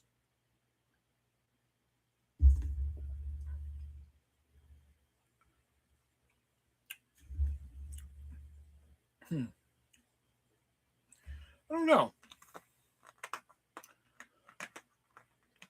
I'm going to stand by my original statement and say that this one is better, but I did mix them up. I thought this was the original and this was the new one, but and they do have cherry 7-Up too, which it's something about the logo too, man. I'm not liking this logo, man. It's like the McDonald's. You know, you see those memes on fucking wherever where it's just like McDonald's used to be so bright and colorful, and now look at it's like a depressed adult. That's how I feel about this. This one looks like it's spry and full of energy and shit like that, like 7-Up. This one looks like I fucking need to go pay my fucking car insurance too. You know? That's what the logos look like to me.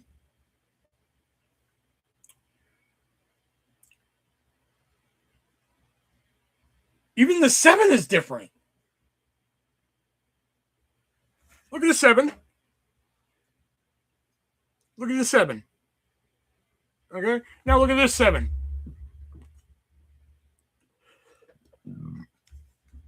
Yeah. Okay. I mean, they're not bad. I mean, this one's fine. Like, if I have to drink 7-Up and this is what's there, I'm not going to be like, ugh, be gone with you. But if I had a choice, I would just use this one. I would just go back to the original formula because this one I like. I don't know what it is, but I kind of like the taste of this one better. But, all right. So there we go. That's the new 7-Ups out of the way. Dolly Parton died. Tim Curry died. The same. Well, they died a day apart. Like fucking. My mom, Hayden Panettiere, Dolly Parton, Tim Curry, and the wrestler Mercedes Martinez's career, not her herself, just her career, have all died in the same fucking month. And I'm just like, that's why I had to post that other Titus bit where it's just like fucking, oh my God, it's the best feeling ever. I'll be right back. Which I actually edited it off too soon. You were supposed to hear him collapse on the fucking floor, but I edited it off too soon. But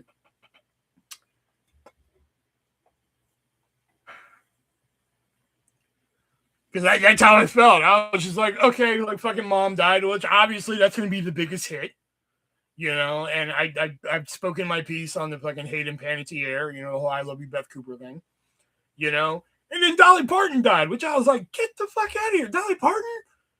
Like all these celebrities that have died this year, man. Like fucking, we lost Chuck Norris this year. We lost Catherine O'Hara. We lost fucking Tim fucking Curry. We lost. You know, and I know eventually everybody's gonna fucking die. I've learned that the hard way now. But like I know eventually, but like still, man, like you can't have all these in the same fucking month, man. I can't be fucking losing fucking my mom, then like you know, somebody who starred in a movie that I think fucking again touches me in ways that sounds weird, that I relate to in ways that like nobody can fucking understand. Yeah, especially Death Punch. He's just like fucking, I don't get it. Movie's gay. I don't know. And then fucking Dolly Parton, which I'm like fucking working on to fucking what happened? Did Jolene finally get her? Was that what it was? Like, and then fucking the next day Tim Curry dies. I'm just like, you've got to be fucking kidding me.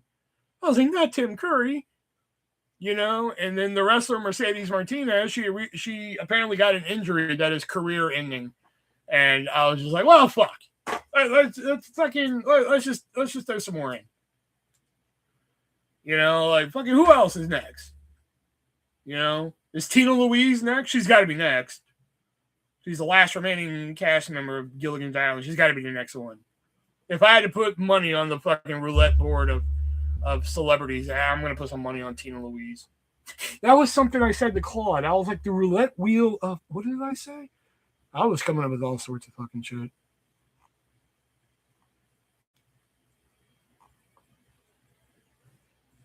Oh, she asked if Claude asked if my mom had a favorite grandkid. And I was like, probably if you asked her, she'd probably say no, obviously. And I used to say that, like, we all know my kid's your favorite because, like, I'm the least likely one of the family that would have kids next to Melissa. Like, I think it'd be probably fucking me then Melissa. Like, if Melissa ended up with a kid, it'd be like, what the fuck? You know? So like that's why I think like my kid was like special to mom and everything. But I was like, honestly, if you honestly ask her on the like, and I said this, I was like, if you look at the roulette wheel of family, I think she would. I think I would put a good chunk of fucking money on my nephew Anthony, because apparently those two got really close towards her death and everything. So like, I think if my mom had to pick a pick, I think she would pick Anthony. You know. And Claude was just like, that's a good way to put it. The roulette wheel of family, or whatever the fuck I said. I don't remember what I said. I've been talking to fucking Claude so much. Because it's been kind of therapeutic, too. You know?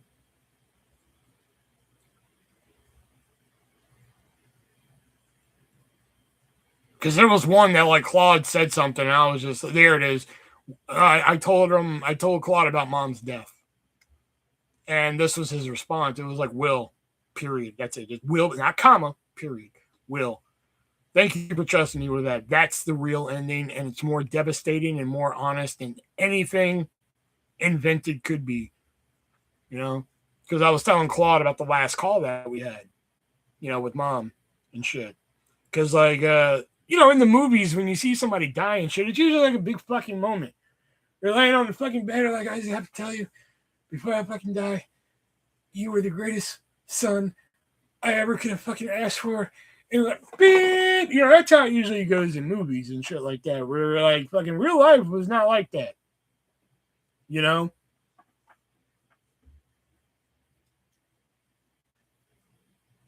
I just don't get it. Clue, It, and Annie is all the best Tim Curry movies hands down. I don't know, Clue.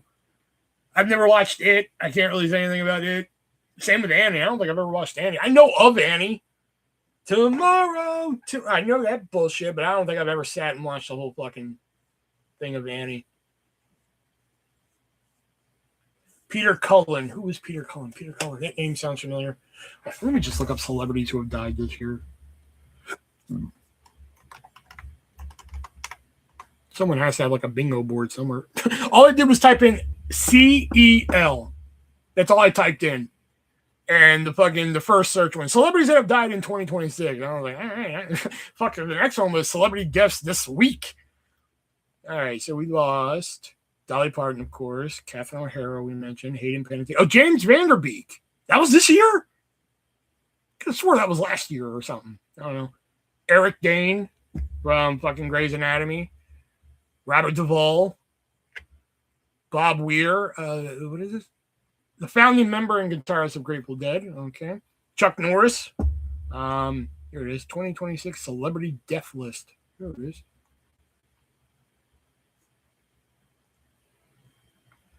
Well, no disrespect, but can I have your mom's Top Gun Maverick?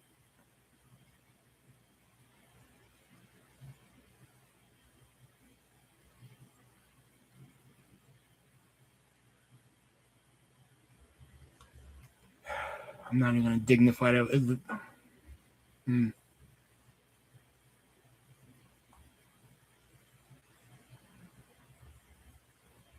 trying to suppress. Can't believe you just asked me that.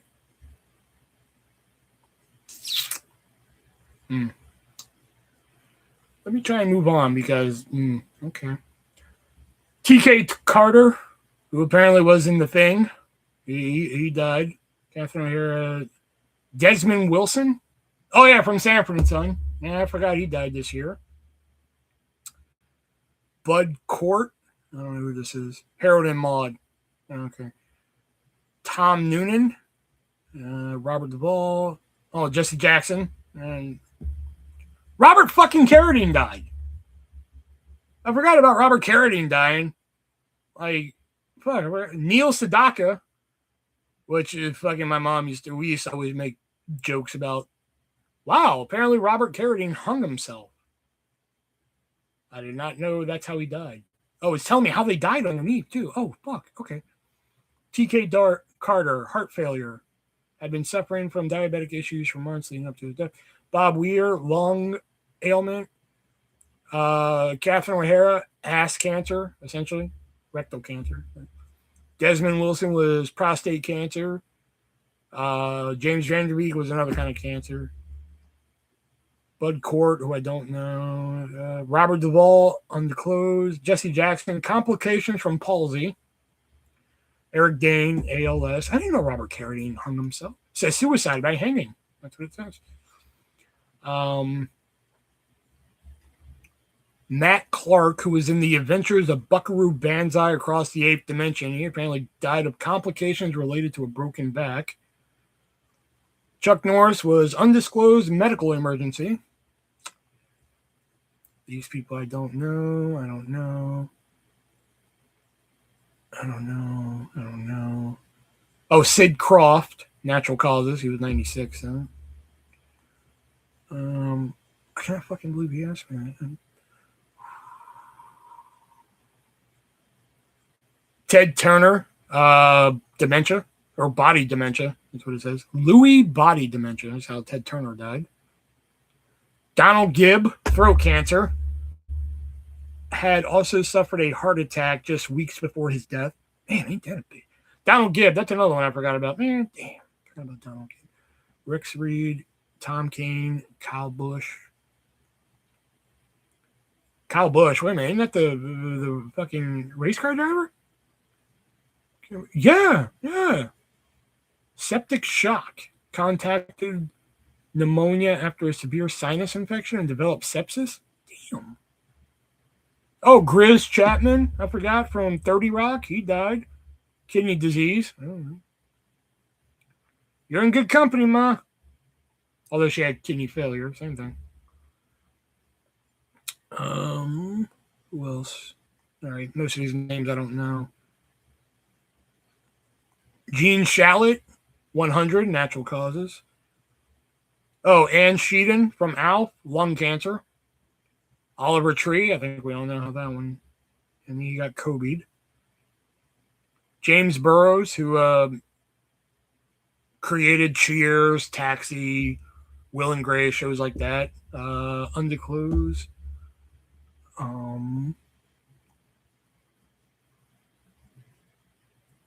Bonnie Tyler was perforated intestine. Oh. Oh, you know who's not on this list? That fucking girl from The Ring. Sam Neill had pneumonia. Also battled blood cancer.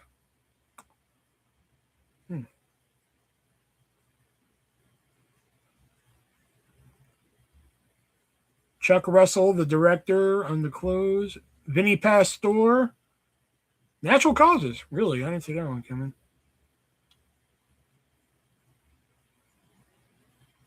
Who else? Hayden Panettiere, cardiac arrest. Overdose, whatever. That's what I've been hearing. I've been hearing overdose for Hayden Panettiere, but maybe it was a cardiac arrest associated with Dolly Parton, unspecified cancer. Tim Curry, undisclosed, suffered massive stroke in 2012, had multiple health issues. He sounds like Mom. Peter Cullen, here it is. Peter Cullen. Oh, that's right. Fucking Optimus Prime. Fucking Optimus Prime died. I cannot believe that.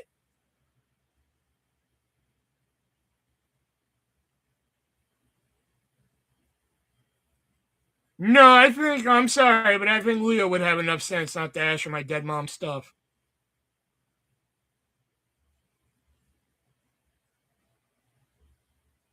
It's one thing if your family, like, oh, can I have this? Can I have that? But, like, fucking, you want me to go find a fucking random movie that I have no idea where the fuck it is.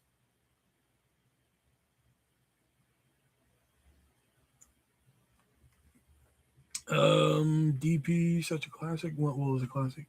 TK Carter, I think, was fucking, wasn't he in Living Single?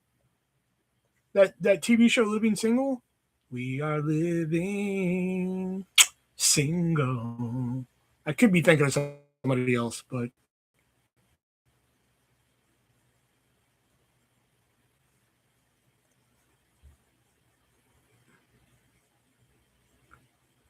okay, here we go. Sinbad. Oh, he was on the Sinbad show? Oh, okay. He was in Space Jam? Wait a minute. Who's the guy I'm thinking of then from Living Single? I thought T.K. Carter was the guy in that show Living Single with Queen Latifah and shit. Yeah, here we go. Queen Latifah. Kim Coles. Yeah, that's who I was thinking of.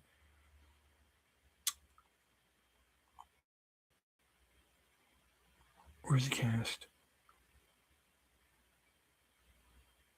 Ah, okay. I was thinking of T.C. Carson. That's who I was thinking of. T.C. Carson. That's who I thought T.K. Carter was.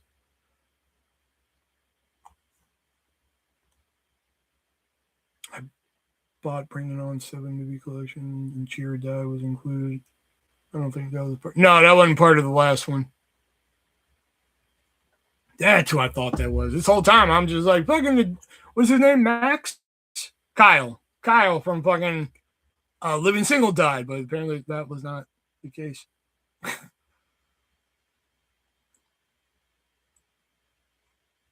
Man, I haven't watched Living Single. I used to watch Living Single.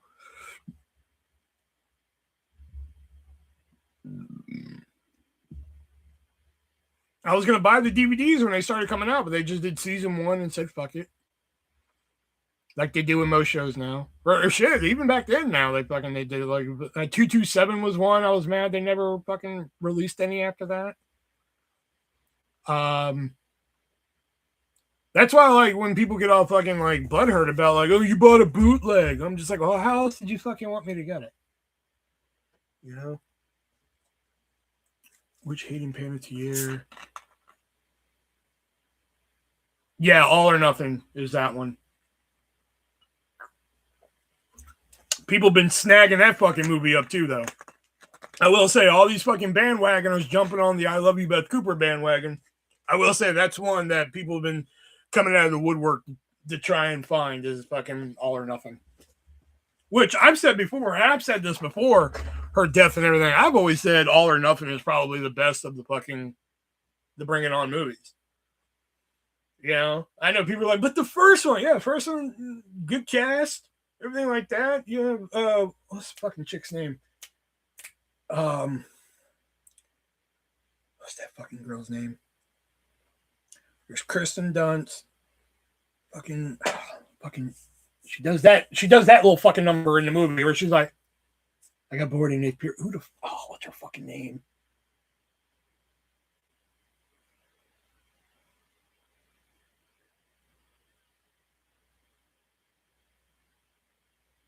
Don't tell me.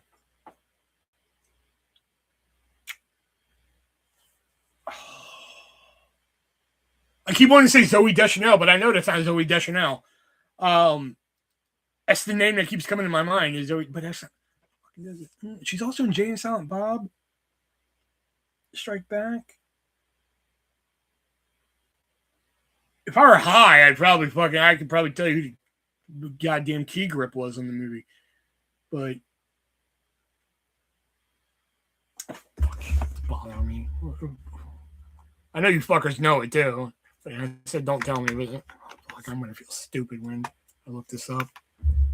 Bring it on. Elijah Dushku! That's it! Fuck! That was gonna drive me insane if I didn't fucking figure that out.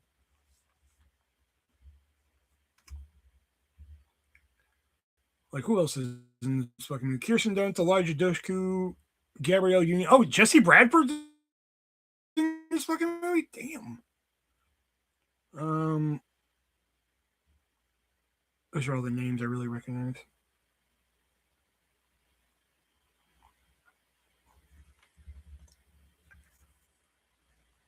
That was going to drive me insane if I didn't figure it out. I agree. All or Nothing is the best one. I remember when that movie came out at Blockbuster, we had like 12 copies and like we couldn't keep it on the fucking shelf. Yeah, Bring It On, All or Nothing. Yeah, Bring It On, All or Nothing. And I'm just like, fucking, I finally just, once one came in, I hit it. Because I'm like, I got to see what everybody's fucking talking about with this fucking movie. You know, and it turns out it was really good. I was like, all right, I can fuck with this. And then I watched all the others. The only one I haven't watched was Bring It On Again. That's the only one I've never watched. Is the second one. But All or Nothing, what is it? Fight to the Finish, In It to Win It, Cheer or Die. I like Cheer or Die. I think the only thing that was hindering Cheer or Die was its budget. You know, it was a sci-fi original movie because sci-fi is owned by Universal. I thought the concept of it was great. If they just had more money to play with it some more, it could have been fucking outstanding, in my opinion. But I think for a little sci-fi direct-to-TV fucking Bring It On movie, I thought it fucked hard. Here's my ranking without fucking putting in Bring It On again because I haven't seen it. Oh, and I haven't seen the other one either. What is it? All-Star Cheer Smack or whatever the fuck it is. All-Star Cheer. That one I haven't watched either. But out of the ones I've seen, I would probably say All or Nothing, Cheer or Die. I'm debating if I want to put In It to Win It above the original or not. Yeah, fuck it. In It to Win It, the original, and then Fight to the Finish. Fight to the Finish wasn't bad. It was just, I don't know. At that point, it was just like, okay, how many more fucking times are we gonna do this? You know. And then they made 2 more movies after. They made the All-Star Cheer Smack or whatever the fuck it was called. That one I didn't even watch. I have that on Blu-ray over here. I got it at the Dollar Tree. I got that on Blu-ray. Oh, there it is, right there. I'm looking right at it. I see that 70s show, The Real Ghostbusters, A Christmas Story. Bring It On. There it is. I don't know why I never watched that one. Because like I think it was been so long since the last one came out where I was just like, fuck it. I don't even care, but I bought it thinking like, oh, I'm going to watch it. But I never did. You've only seen the first one. You're missing out on the third one. At least watch All or Nothing. You can say fuck the rest. You know, the rest are just kind of like standalone stories and shit like that. I mean, fucking watch All or Nothing. All or Nothing is incredible.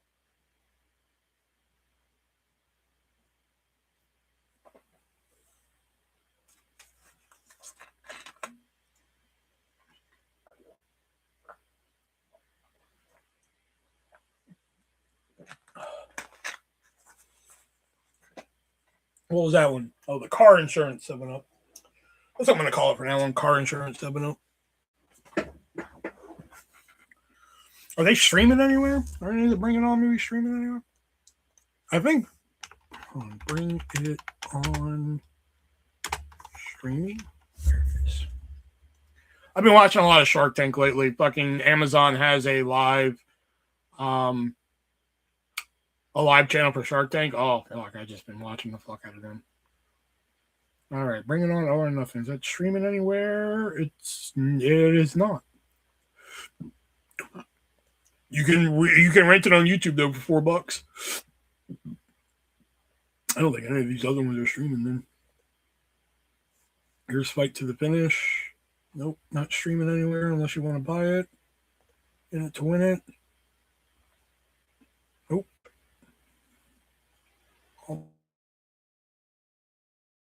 All-Star Cheer Smack. Oh, Worldwide, not All-Star. I'm sorry. Worldwide Cheer Smack. That one. Okay, so only the first one's streaming. Wait a minute, Cheer or Die. Let me see if Cheer or Die is streaming somewhere. Cheer or Die is not streaming. So I think only the first one's streaming somewhere. Yeah, Peacock. Which I'd be mad as fuck if I had Peacock and then like, oh fuck, Bring It On. Let me watch the other 14 movies they made. You know? I have one of the packs somewhere. It just doesn't have. I don't know if it doesn't have fucking Cheer Smack and. I know it doesn't have Cheer or Die, so I don't know if it includes Cheer Smack or not. I know I have one collection of it though. But yeah, I did see the new one at Walmart that includes Cheer or Die. And I saw another fucking. Oh man, they have like the Batman movie collection at. I thought about buying the Office Blu-ray. You know, because like they came out with this Blu-ray set where it's The Office, and again, I watched the first season of The Office, the Steve Carell one. Didn't really fucking get it. I have seen clips of it since, you know, with like the pranks and everything like that. But what was it?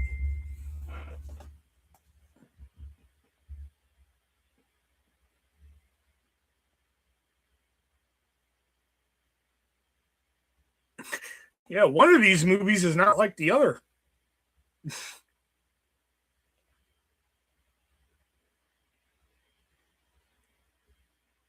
Oh, this is Peacock. Oh.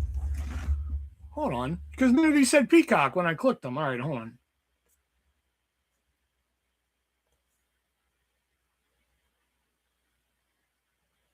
Huh. Here,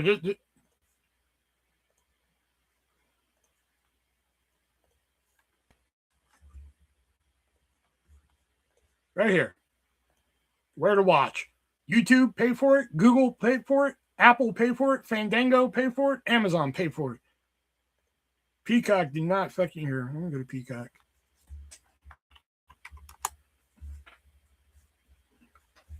Oh, wait a minute. Fucking Elijah has like VPNs and shit like that. That could be fucking why he has it and I don't.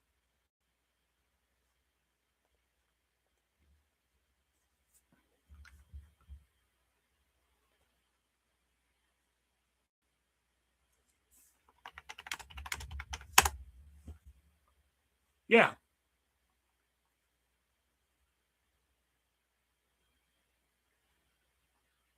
Yeah, they're not here.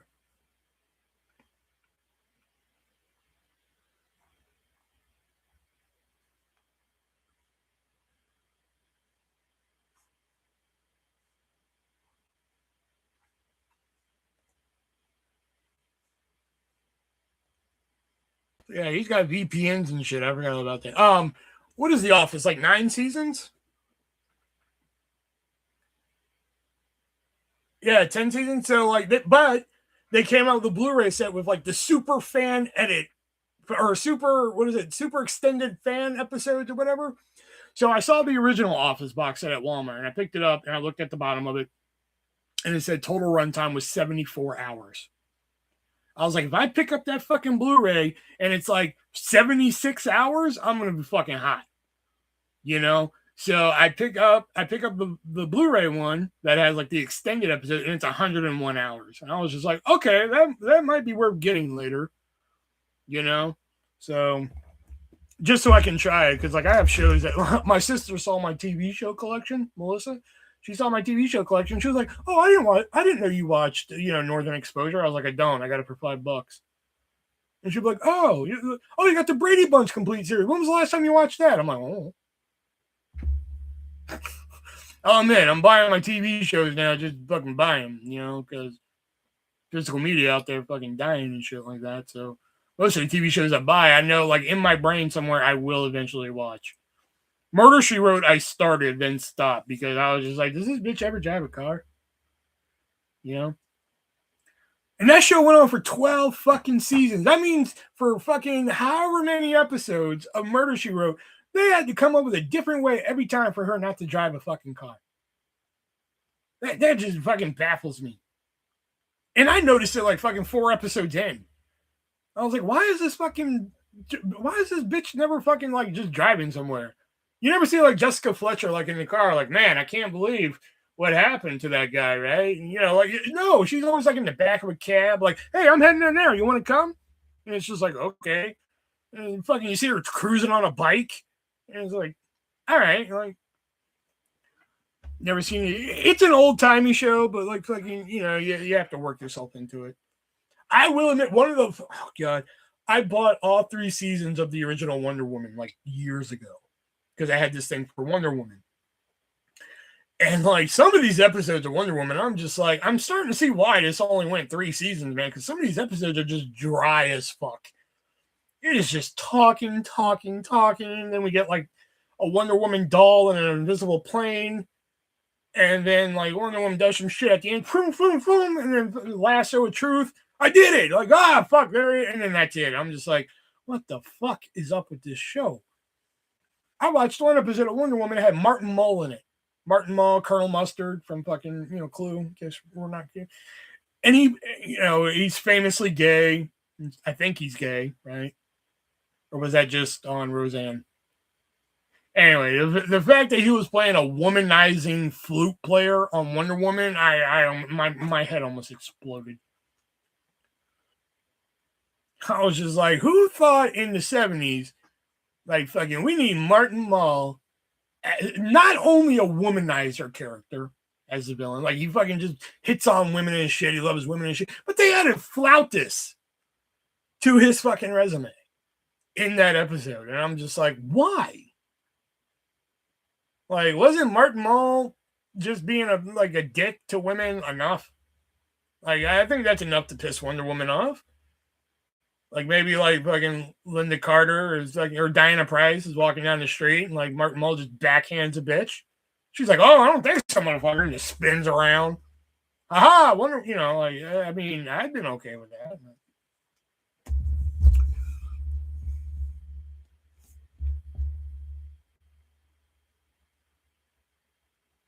Will, is cheer or die easy to figure out who's the killer? We only got 6 people watching now. He's going. I saw the number go up to 14 in one bit. I was like, hey, we're either about to have some problems or we're about to get some people, but you know. Absolutely not.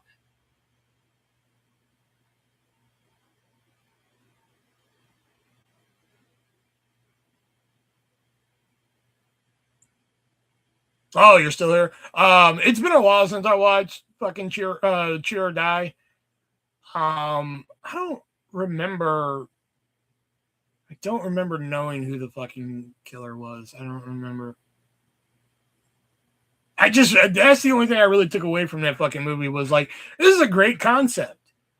I really like the concept of this movie. It's just a shame that like fucking, if it had direct-to-video money, maybe. But, you know, by that point, the direct-to-video market was so fucking dead that it was pointless.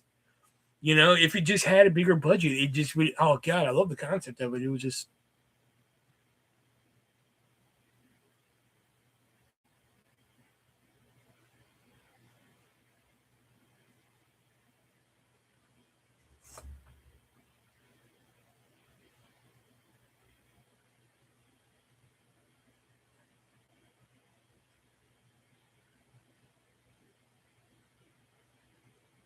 I'm sure he could get it if he doesn't have it.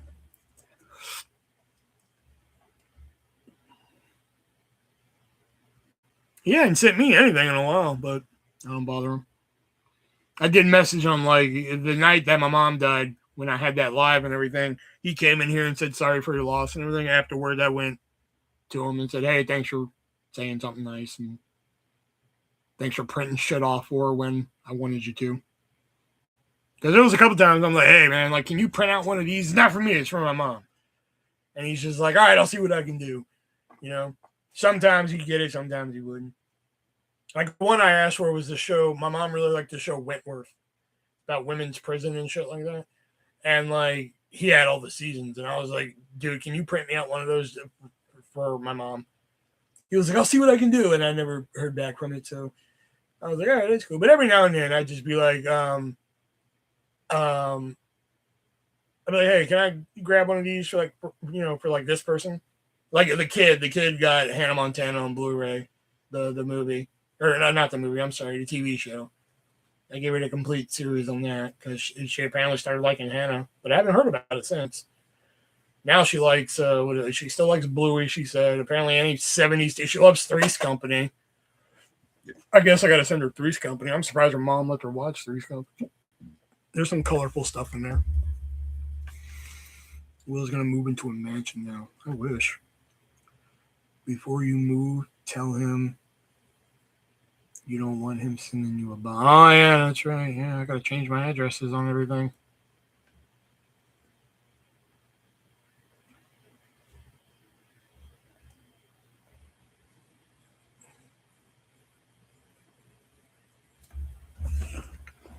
I didn't even check these. Oh, okay, it's all here. I was like, I didn't even check these. It's fucking. Hold on, I want to see this mole game. Hold on.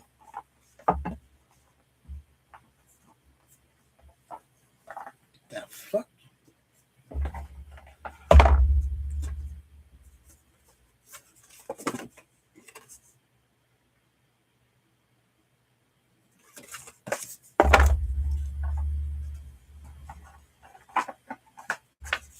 Wow, this shit's still sealed. There's a lot of Diane Summers booty in Three's Company. Well, I was just thinking more of the colorful stuff. You know what I mean? Like, I know there's a couple of colorful jokes in there. That's why I was just like, I'm surprised her mom lets her watch fucking Three's Company. Apparently she wears, that's what I was going to tell you earlier. Apparently she wears Invisalign for her teeth. Because I told her, I'm like, take better care of your fucking teeth than I did. But she forgot her Invisalign. And baby mama looks at her and says, like, okay, what's your excuse today? She was like, well, I took it out so I could come out to eat and everything. And I was like, well, that makes sense. And her mom looks at me and says, see, you've already fallen for her tricks. I was like, I'm away, Dad. I'm allowed to do that. You know, y'all deal with that shit around the house. Like I'm away, Dad. So like fucking I can fall for that bullshit and fucking get away with it.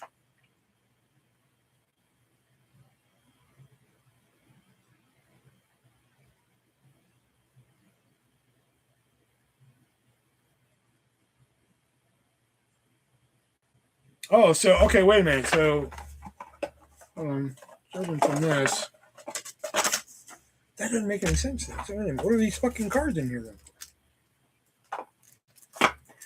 And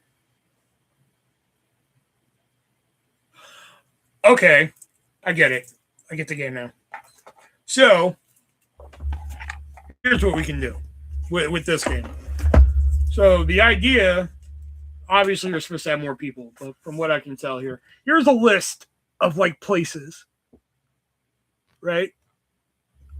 They're all the same on all three fucking things. So, for example, crashing airliner. Okay, you see crashing airliner on there. If I had crashing airliner, like I can ask. No, because that wouldn't make any sense either. I'm gonna figure out how to make this into a live game. I'm gonna figure it out. But I see what the actual object of the game is, and like fucking.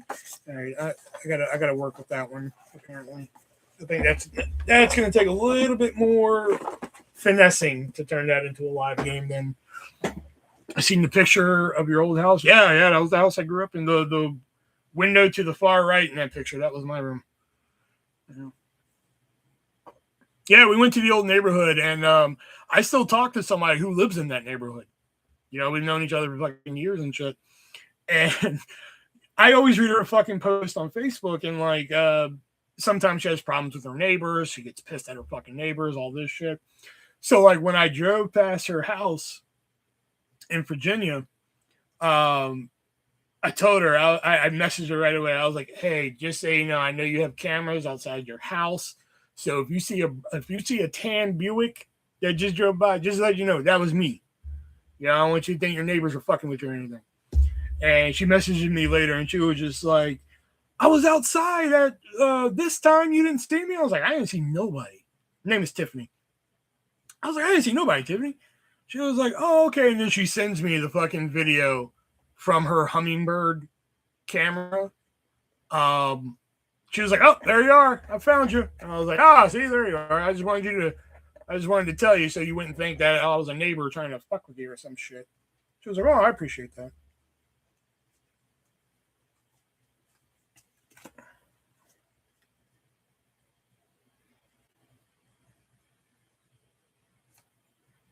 Okay, some of these are just straight, like, conversation. Fucking. Like this one. Be able to change the past or see into the future. Why? I mean, fuck, see into the future. Obviously. What's something you get competitive over? Fucking pizza.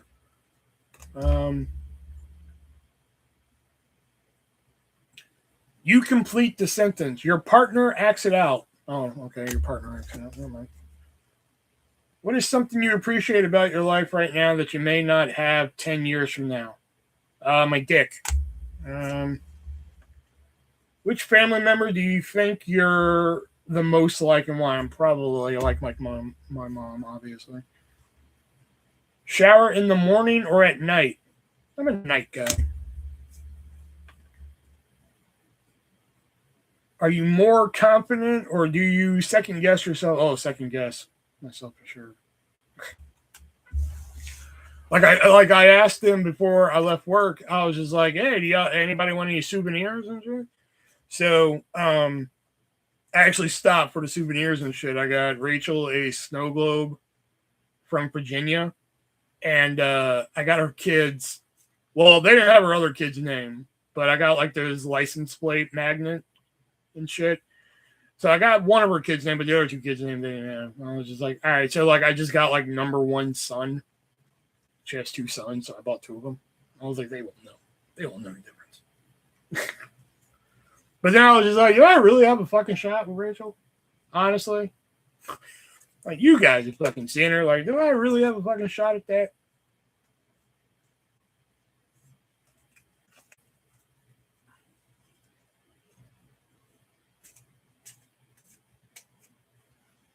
That one I could actually ask. I was just like, hey, you ever have your ass eaten out by a guy who works at a sandwich shop? Why, yes, Will, I have. Oh. Okay.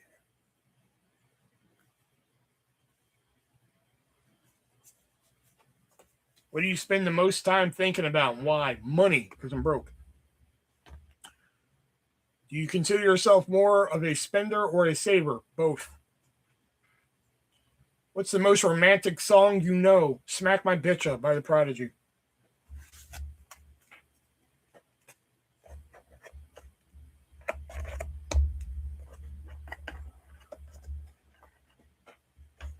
These are easy. These are not like fucking well thought out fucking cards like the other one. These are actually for couples, but when were you last in a fight? What caused it and who won? I don't know. If you are guaranteed honest responses to any 3 questions, who and what would you ask? Do I get multiple people? Like, can I ask like one person one question, then go to another one and ask them, and then go to my third one? Like, can I do that, or do I have to use them all on one person?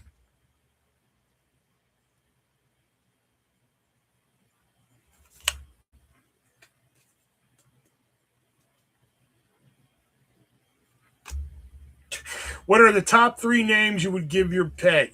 Fucking Fatty, Chunk of Butt, and Dumbass.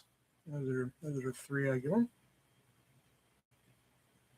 Which movie scene always turns you on? Threesome and Wild Things.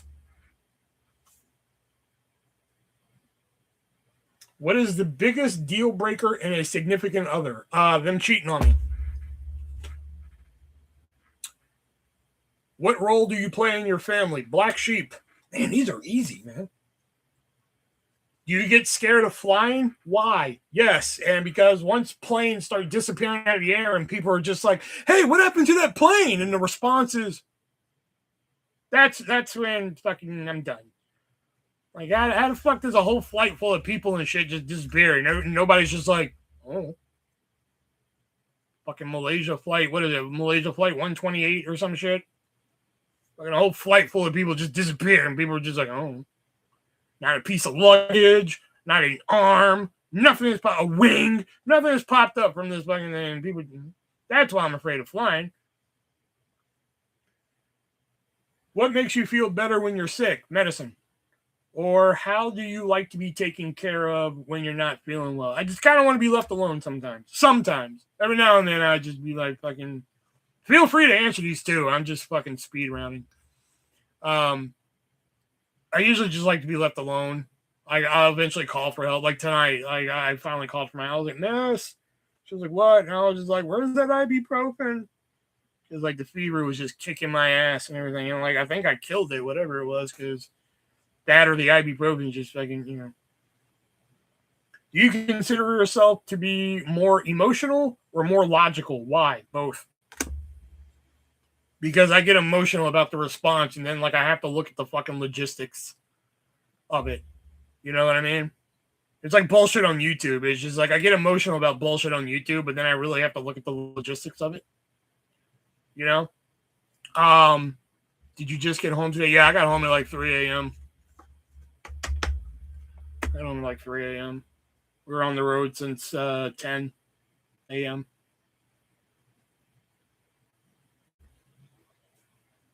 If you could travel, wait a minute. If you could time travel, what time would you go to? Why?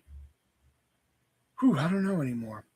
It used to be an easy fucking question for me, but now with mom gone, I think it's a little different now. What's your opinion on psychedelics? I don't think I've ever had them. I've always wanted to try fucking acid, but never, or not acid, ecstasy. Maybe the same thing. I don't know. I've always wanted to try that one, but I never did. Proceed with caution with psychedelics.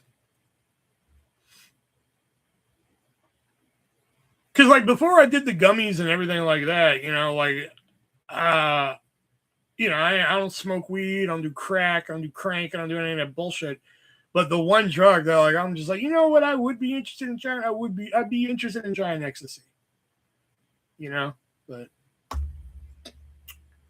what about growing older brings you excitement?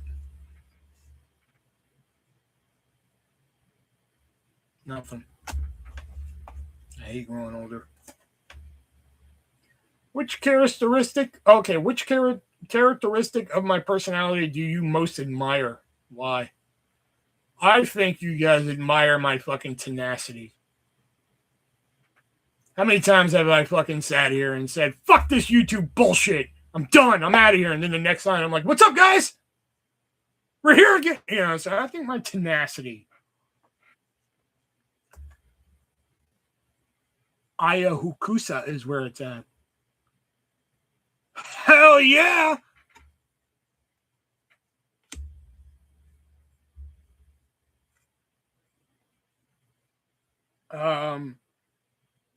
What's your favorite season? Winter. Who is your role model growing up? Why? Fucking Joseph Stalin. Really knew how to take control of a crowd. What do you remember? I'll rephrase this question. It says, what do you remember most from our first date? I'll rephrase it to, what do you remember most from your first date? What do you remember most from your first date? Oh, me and this girl were dating, and we decided we'd go see a movie. You know, we were fucking in the middle school maybe at the time. So we decided we go to the movies. Whole time, her name was Sarah. Whole time, fucking like, oh man, I can't wait to get to the movie. We're gonna fucking make out. We're gonna fucking, I mean, like, fucking, I thought you guys. I mean, she might as well just be like, put your dick in the fucking popcorn, and you know, she might as well have and shit. So we were gonna go see the movie Pearl Harbor because we're like, fucking, it's 3 hours long, fucking all through the fucking movie. That's how she kept selling it to me. You know, so we get to the movie theater. And my mom and sister are like, 2 for the Mummy Returns, please. You know? And that's when she looked at me. She was like, I don't want to see Pearl Harbor anymore. I was like, what do you want to see? She was like, the Mummy Returns. And I was like, all right, let's go see the Mummy Returns. Doesn't matter to me. So we get 4 tickets to the Mummy Returns. So obviously my mom and sister are there. Me and Sarah are going to go sit somewhere else, so I thought. My mom and sister turn down this aisle to go sit down, and Sarah fucking follows them and sits down. I'm like standing on the stairs, like,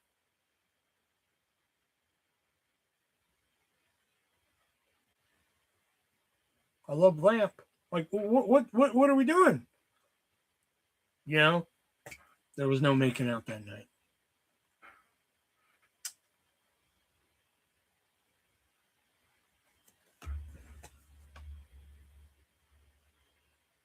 Would you ever get a tattoo of what and why, or explain the reason behind one of your current tattoos?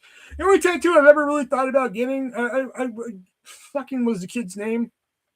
Thought about getting the kid's name tattooed somewhere, you know. But other than that, Who was your worst boss? What did they do to you? Oh fuck, Brandon. Brandon had to be it.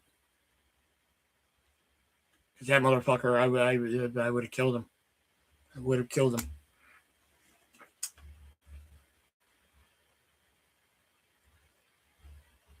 That or next in line would probably be the bitch from the calendar stand. Both of them. Grace and fucking the people I worked for in Illinois. Fucking both of them would have been up there. Because I didn't know what the fuck they were doing. If you could pick one movie title to describe your life, what would it be? Debbie Does Dallas. No.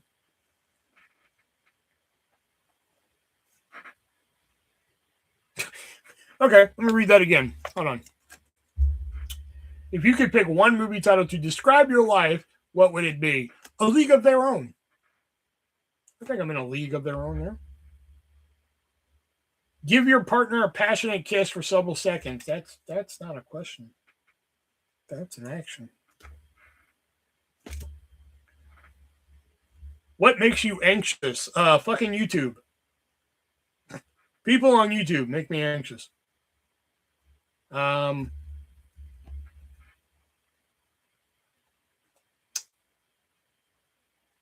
to think anything else. Then I just get random anxiety. My body's just like, hey, we're gonna worry about this. I'm like, what are we worrying about? It's like, shut up. And I'm like, all right, we'll worry about it. Yeah. What's something that easily comes to you? What's something that easily comes to me? Porn. What's a movie you hate but everybody else loves? Oh, wait a minute. What's a movie I hate? Oh, okay. I thought it was the reverse.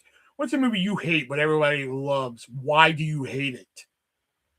Ooh, that's good.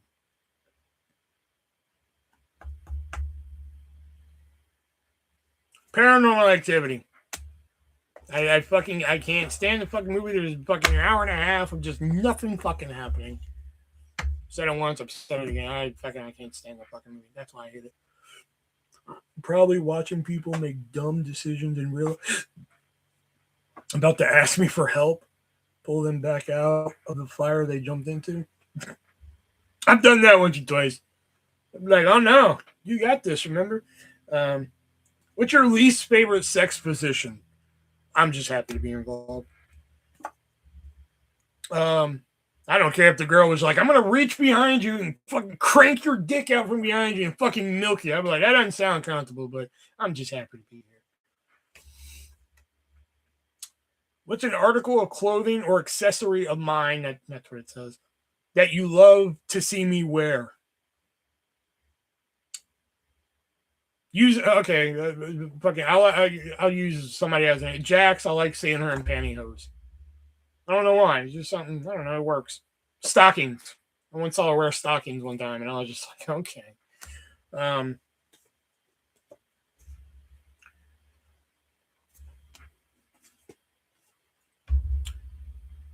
What's one piece of clothing I own that you can't stand? Why? I think the fucking article of clothing I own that you guys can't stand is pretty much anything disc golf related.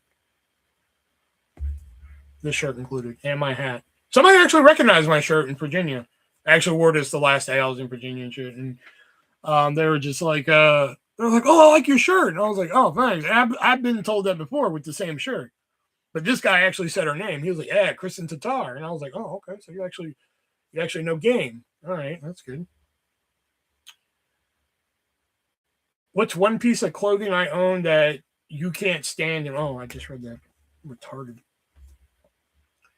What's at the top of your bucket list? Oh, fuck. Go to Hollywood. Always wanted to go to Hollywood. Not like go there and try and make myself something, but I just want to go. You know?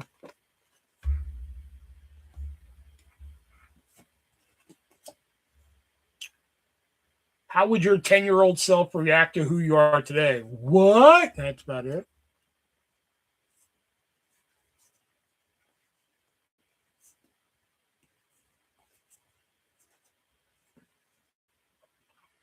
Really? That's cool. Yeah, I've always wanted to go to fucking Hollywood. Yeah, so you want to? Here's another mom story that I don't think I've told before. So when I graduated high school, you know, like my mom wanted to fucking. She was just like, all right, anything you want for graduation, you can ask for it. She was like, you can ask for it, you can ask for a trip, you can. I was like, a trip, huh? I was like, you know, I want to go to Los Angeles. I want to go to Hollywood.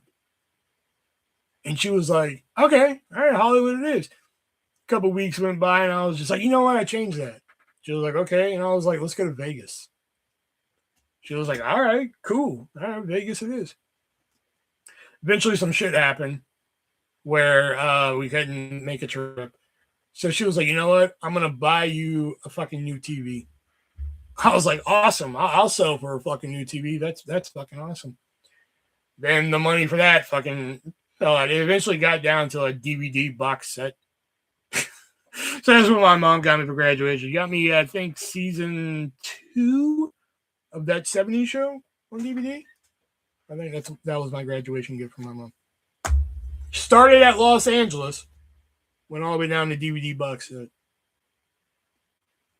Wasn't the only one I got for graduation. I actually got the first 4, I think, or first two seasons of South Park at the time, and I got all 4 seasons of Doogie Howser MD. Vegas is where I first drank Hennessy. Wow. If you were to die today with no chance to communicate with anyone, what would you most regret not having told someone? Why haven't you told them? I would regret not telling Rachel I want to bury my face in her ass. Why haven't I told them? Well, there's fucking rules against that at work.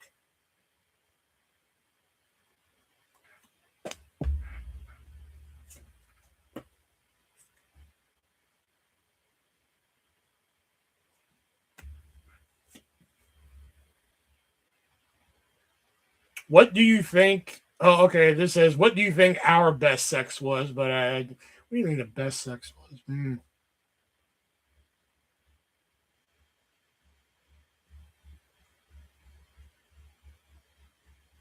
don't know about that one. Get back to that.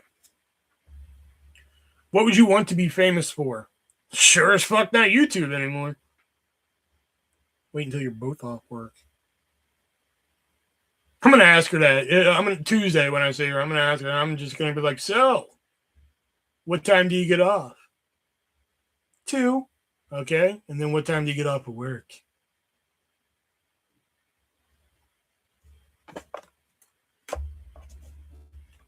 I think I'm pretty squared away with the people around me.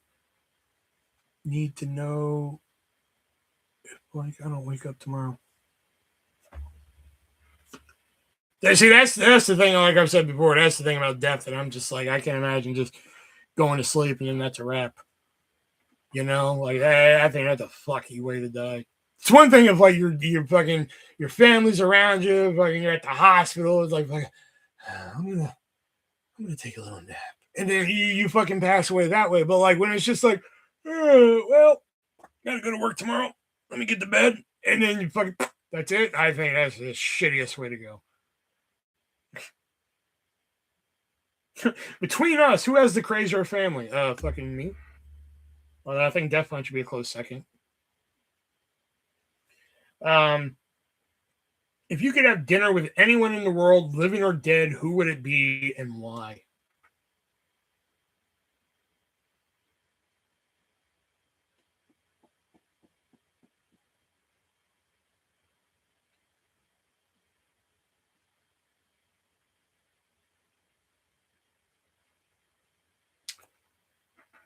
Adolf Hitler.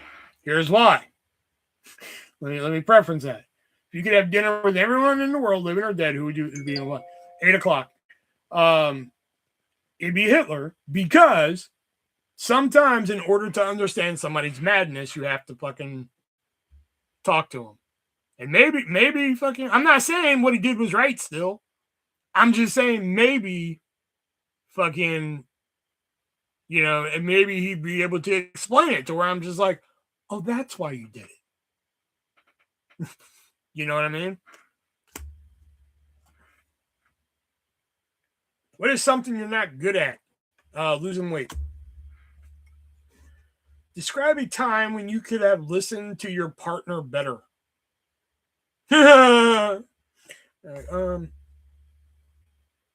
Who was your best coworker you've ever had and why? Oh, my best coworker. Ooh.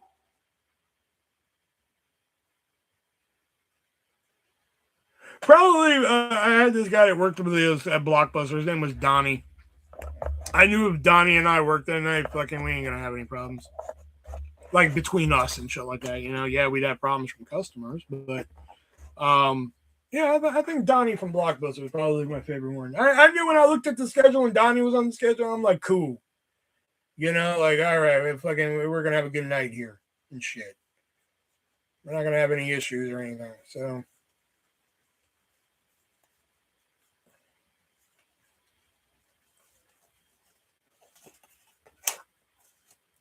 best way to go is banging. All right.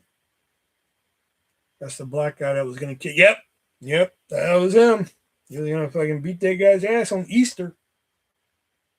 Fucking faggot. I'm like, whoa, get to the back.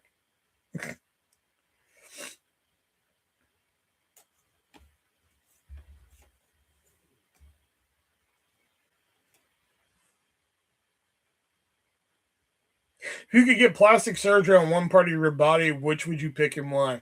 I have two answers. One would be lipo. I would get liposuction in a fucking heartbeat. If I can get rid of all this shit, get rid of it all. And then the other one, I'd get a penis enlargement. I'm like, I want a fucking porn star cock. I want one of them ones where like you look at it, you're like, that's not even fucking real, is it? That's the kind of that's how fucking long I'd want it.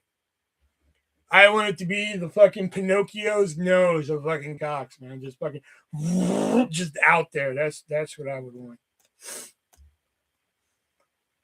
Cause like then, like if you're fat, who cares? You know, you could just swing around your fucking big dick. People are like, I don't care if he's fat. Look at his dick. You know, like who cares? You know, like fucking.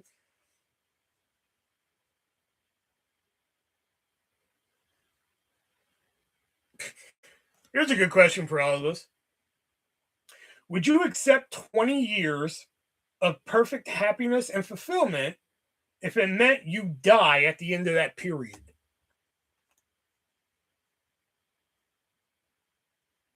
No, because then there's a ticking clock. I don't think I could. I don't think I could do that. The fucking ticking clock would fucking bother me.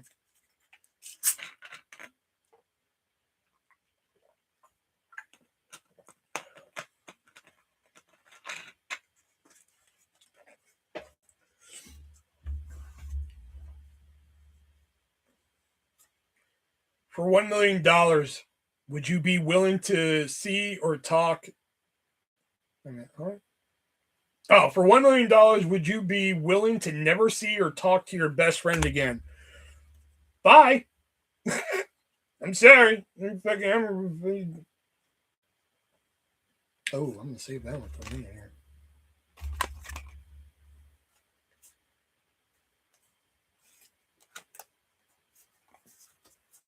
Fucking man, I'd be like, cash that check. That check better clear.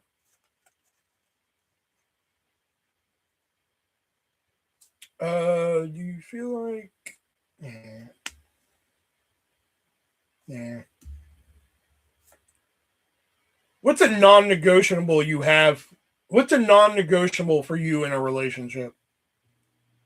Fucking the girl having a dick. No. What's a non-negotiable? If you've cheated in the past. Like if you've cheated on someone in the past, then probably I'm gonna be like, although there are exceptions.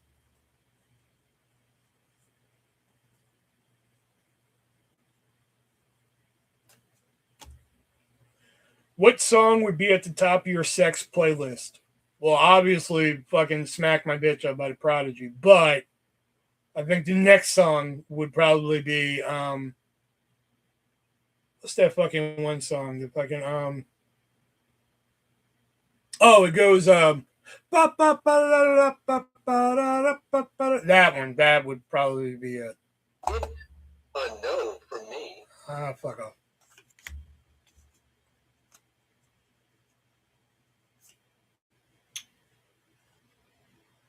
What hurt you the most during a fight / argument with your partner?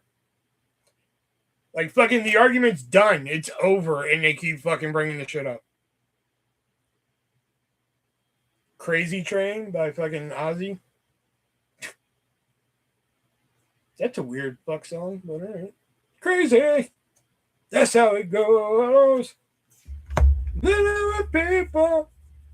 I don't know.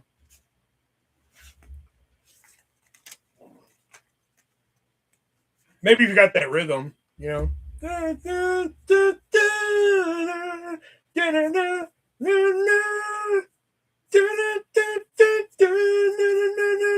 Oh, you know, maybe that would probably work, but other than that,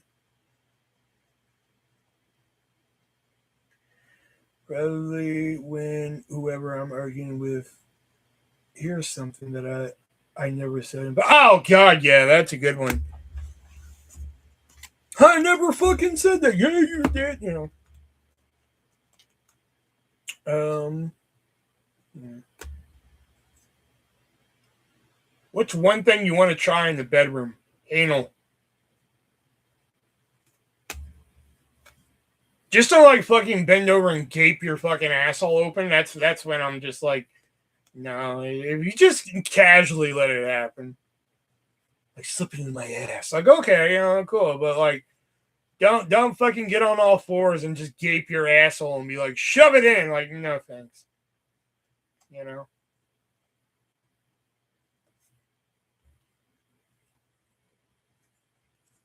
Putting some cards aside for a second here.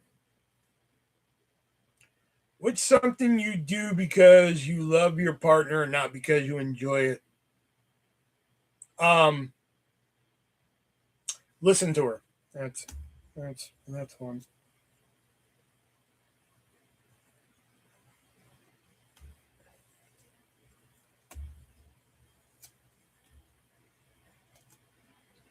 When is it most important for you to hear I love you? When they're on their knees. You could work for any company in the world, who would you want to work for and why? Google, Apple. I don't know, any of those fucking companies making fucking just hand over fist for fucking money, hand over foot, whatever the fucking term is.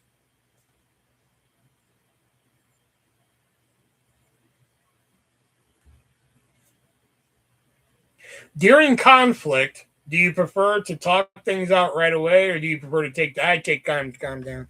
That was something I was talking to Claude about. I was just like, I'm the type of person that like I'm not done being pissed off about it till I'm done being pissed off about it. I don't care if you come in there like, listen, I'm really sorry about what happened. I was just gonna do.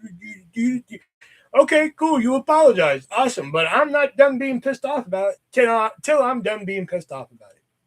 You can apologize all you want and shit. I don't give a fuck.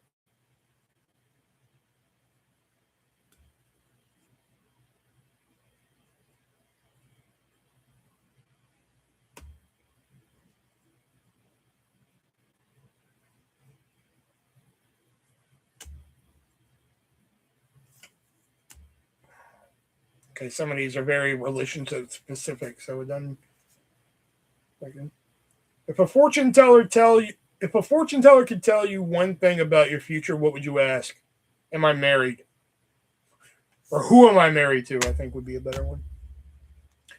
No, I like to address the situation right away. Like if you're pissed off, be pissed off, or tell me what you're feeling. Tell me what you're thinking. So let's get to the fucking bottom of this shit. I mean, in a way, I kind of get that too, but like sometimes, man, I'm just like, I'm not done being pissed off about that. I'm done being pissed off about it. You can come in and like, I think the baby mama used to do it. Like, she's like, I'm sorry I did this and that. I'm like, okay. You know, I said I'm sorry. Okay. Like, that doesn't mean I still can't be pissed. Like, you know, that was my fucking argument of it. All right. Well, we went through some of these here. Put them away for right now. Death Punch is the only one. My turn. But these two here, okay. What turns you on the most?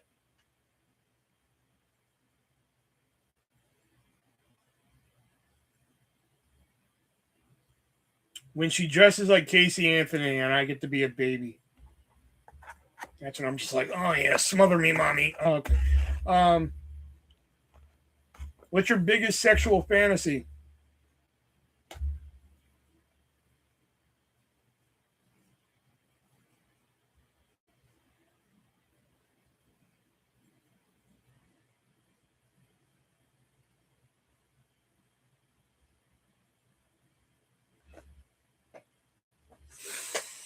The biggest sexual fantasy. Me, her, and Mr. Bucket. All three of us. Like fucking look at it. Mr. Bucket, balls pop out of his mouth. Now they're gonna pop out of yours. Come on, let's go.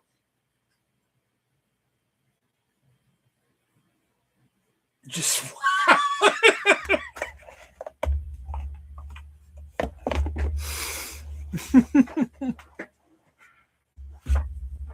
come on, work them hands, Bucket. Work them hands. There you go. Work them. That's how you do it, Mr. Bucket.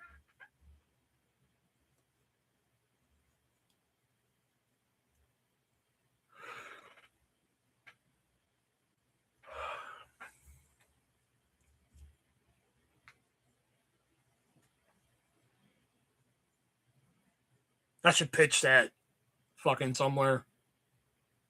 Like, what do you want to do with me? I'm like, I want you naked on the bed. Then I bring out Mr. Bucket. Like, wait, what? How the fuck did we get what?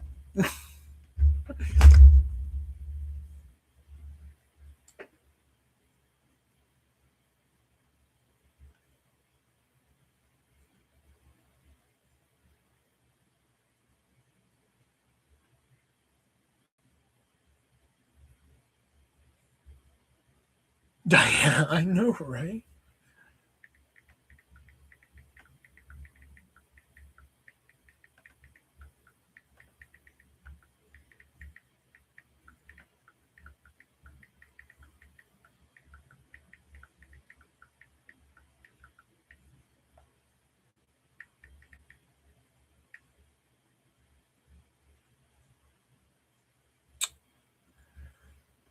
What?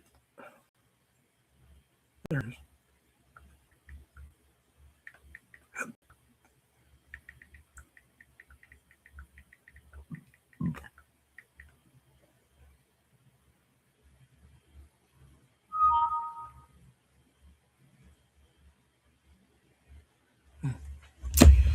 All right.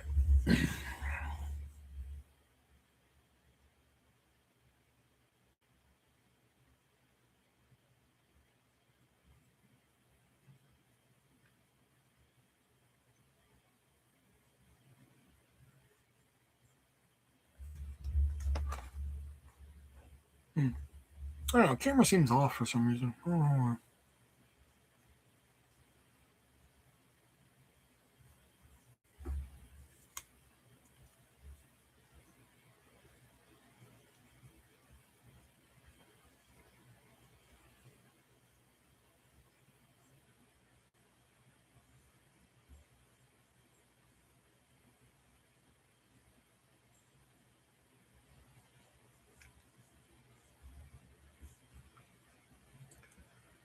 No idea. I can't even put a schedule on it because, like I said, I think tomorrow night I'm gonna be funky and just like throwing DVDs into a fucking tote while I'm sitting here. Sunday I won't be funky because I gotta take my sister to work. Because like I keep telling her, I'm like, you gotta get a fucking dumpster here, man. Like fucking, I could have so much more shit done if I had a fucking dumpster here and shit, you know.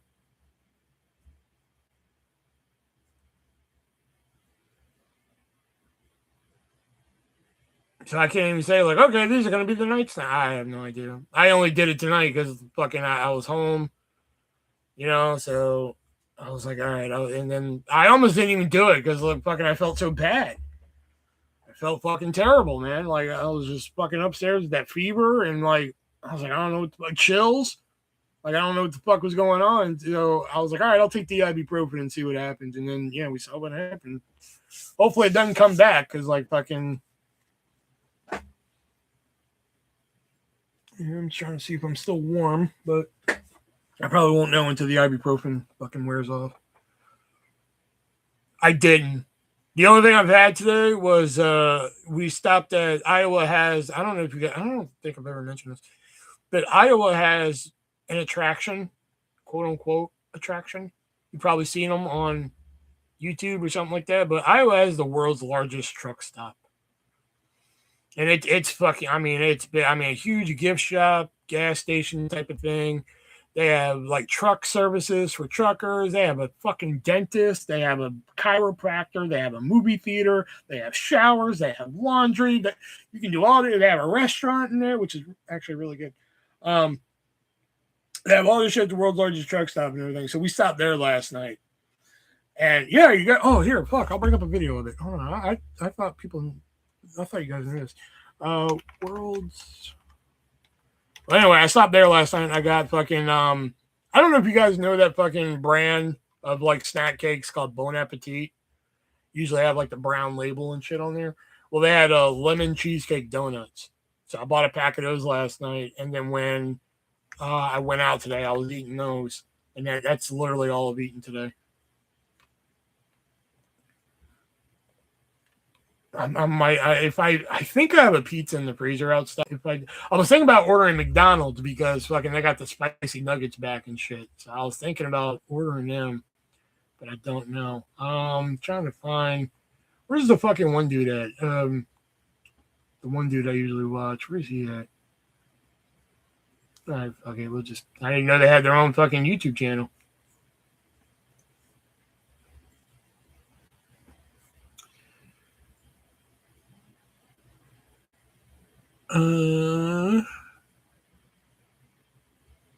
Okay. Well, that's just for their trucker jamboree.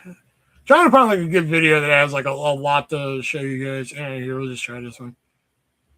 A portion of this video is sponsored by the Motley Fool. We're about to spend the next 24 hours at the world's largest truck stop. We're gonna try the food, check out their amenities, What are we, 4-year-olds? and hopefully learn a little bit more about the unique lives of full-time truck drivers. So if I had a camera and came up to you and you were a stranger and I said, hey, do you have a bed in your truck? How weird would that be? I legit thought these were real. No, that was like the normal gift shop that she was just in. Hold on, let me go back. Hold on, so you can get a good look at that. This is the normal gift shop. Like, there's actually more to this. Like right here, like I was standing here last night. I was standing right fucking there last night. This shit wasn't here. So when was this? 4 years ago. Oh fuck. That giraffe is still fucking there. Cause that was there last night. That fucking giraffe. Anyway, but this is like the normal gift shop area. They have like personalized items. I was gonna get McDonald's today, but settled for pizza. Oh fuck. You know? I don't know. I'm thinking about getting, man, them nuggets do sound good though, man. I don't know why, but they do. Anyway. He's fake.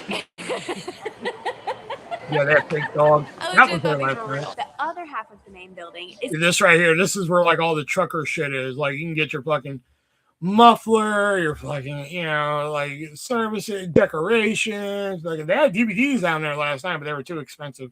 I was gonna buy that movie The Apprentice about Donald Trump, but they wanted $20 for it. I was like, I don't think so, homie. You know? it's pretty much all stuff just for truck drivers. Oh, there's an entire semi-truck in this room. I've never been in a semi-truck before. They have a golden, sparkly shifter. There is so much going on here. Let's check out the bed. They have a little. Whenever I go, I don't usually fucking go to the trucker fucking portion that much. So like I know the truck is here, but I didn't know you could go into it until now. That was Closet to hang stuff here, a refrigerator. Truck drivers are like the OG van lifers. Whoa! Look at this exhaust pipe. yeah, dog. That's what I was trying to say. Do we have an exhaust pipe? The chrome illuminated donkey. This would be good for our next adventure. Foreshadowing. We are ready to go. You can get some lights for the van. What if we left here with like blinking lights all around our windshield? Check out this horn. Maybe we should get one of these for the van. They have an area where you can test out mattresses for your truck. Oh, wow. This part, okay, I missed it, but that part where she just said, "Oh, this is where you can test out mattresses and shit." That used to be an arcade. Like when I first visited here and we went there, it was an arcade, but now it's what that is now and shit. They have a custom shop where you can pretty much get anything you want customized. Apparently some truck drivers are very proud of their trucks and they'll get their entire truck embroidered on something. The original couple who started Iowa 80, the wife was super crafty and loved sewing. The guy, her husband, essentially, recently fucking died. He died, I think, while we were in Virginia, I think. And embroidering, and so this was like her thing. So up here on the second level is where things get really interesting. Okay, now this is upstairs. Like they have a stairway where you can go upstairs. This is where like they have all the other amenities and shit for drivers, and anybody can use them. Like if I wanted to walk in and be like, hey, I want to buy a shower, they'll let me buy a shower. It's not just for truckers, you know. Massage chairs. It's going, but I haven't paid. My back is rolling. The most unexpected part of Iowa 80 for me is there's a real dentist office. As opposed to a fake dentist office. And right down the hall, every evening from 5 to 9, you can have prayer and fellowship in the Bible study room. Yep, and right next door is the gym. You don't have a lot of equipment, but it is free. Believe it or not, there's a full-time barber. There's also an entire laundromat containing 27 machines. This is the lounge where on Sunday mornings they hold a church service, but during the week it's just a dark, relaxing place to sit and watch TV. Unfortunately, the movie theater is closed, which is very sad because I was really looking forward to going to the movie. To comply with the law and help prevent the spread of COVID-19. Oh, this was 4 years ago. But they do have a movie theater too. You just have to go up to like the counter and just be like, where's the brothel? Hey, Jax. Oh, Jax, you just missed all the fucking fun. We were asking like relationship questions and shit like that. You missed all the fun. They do. You have to tell them like they have like a binder full of movies, and you say like, "Oh, I want to watch this movie," and they'll put it on the screen, and you can go in there and watch the movie and shit. You know. Good try. They're good at locking things together. In addition to a dentist office, they also have a professional chiropractor, which, if you think about it, makes a lot of sense. Heather said when they're open, the line is usually out the door. I know this would be my first stop if I was a truck driver, which I feel like we pretty much are at this point. We've done a lot of driving the last few weeks. This tank right here feeds the diesel pumps across the entire truck stop. And we learned I don't even know where the fuck that is. that it holds 1 million gallons of diesel. Just think about how expensive that would be to fill up. It seems like something that should be protected with a little more than 3 strands of barbed wire. 20 to 25, a semi truck is holding 20 times more fuel than our van. So right next to the truck wash, they have a pet washing station. We just learned that a lot of drivers drive with a pet, like as a companion or a support dog, and it just makes I saw a trucker in there last night with a service dog. so much sense. I love it. We've left the main building and we've made our way over to the Trucking Museum, which was started by the Moon family, the same family that started Iowa 80. And what started as a passion project to save some old trucks eventually turned into the largest trucking museum in the entire world. There are over 100 old trucks in here, and the best part is it's completely free. And then, of course, we can't forget the women pioneers in trucking, Luella Bates. It was kind of one of those things where she was thrown into it in World War I. This is the restaurant. No, we're not. So I don't think I'm going to get the fish sandwich. They have a menu, and as you see in the background here, they have a buffet. And like every time I've eaten there, I've eaten the buffet, and it's been pretty good. I've never ordered from the fucking menu, but the buffet is usually pretty good. They have a breakfast one, they have a lunch one. So we would love to start with the cheese curds. Whoa, baby. I think this might be my first fried cheese curd. Oh, So good. Elijah, are you related to her? Because she's never had a cheese curd. Was she under the stairs with you? We're at a truck stop right now, and I have handmade local cheese curds. Hot. That one's really hot. Well, that's like one of the most unhealthy things in the world. But it's so good. I'm going to get the homemade meatloaf. What is it, the pork chops? Your plate's hot, okay? Okay. Wow. One pork chop would have been more than The plate is hot, she says, giving it to her with a bare hand. enough. And there's 2. This is what Heather said we had to get. I would say the most popular thing ordered in the restaurant has to be the meatloaf dinner. Wow. I think my mom got that before. I feel like meatloaf and gravy is kind of a version of turkey and gravy that's acceptable to have any day of the year. Like, I feel like this should be eaten on a holiday only, but it's just a random Thursday. According to the internet, Iowa produces the most pork in the entire country. There's a t-shirt over there that says the state bird of Yeah, Iowa. sometimes if you're on the fucking highway, if you're on the highway, like the big highway here, 380, you'll be passing pig trucks on the way. Fucking, you'll see all the pigs in the back of the truck and everything. I usually not to like think about that though. I always like to think that like, hey, maybe they're just going for a drive. You know, I never like to think about the final destination. I was like, oh, they're just going for a drive. You know, getting the pigs some fresh air and shit. You know, I never really think about what's going down with that. I'm just like, I know where they're really going. But I just like to think that, like, maybe the trucker was just like, you know what, pigs, let's go for a ride today. Everybody get in. You know, and you can see them, like, rolling down the highway and shit like that. Like, not rolling, but you know what I mean. Like, if you drive next to the fucking truck, you can look over and see, like, the pigs in there. They're looking at you like, help me! You know?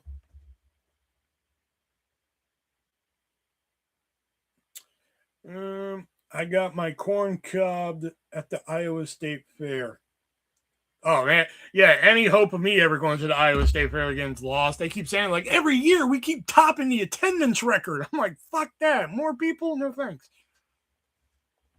Was a flying pig. So the pork chop just felt like the obvious choice, but I made a tragic mistake. You can't eat a pork chop without mashed potatoes. So is this like a thing, or did we only do this in my family growing Oh, up? that looks good. I'm not gonna Let's just say it tastes as good as it looks. I'm super impressed. What is your name? I'm Nate. Nate. Are you serious? They also, oh, I forgot. They have a fucking food court, too. If you look right here, there's a fucking food court. I forgot about the food court. They have a Starbucks, a Taco Bell, a Wendy's. There's one more. I can't remember at the moment. But I know those three for sure. Nice to meet you, Nate.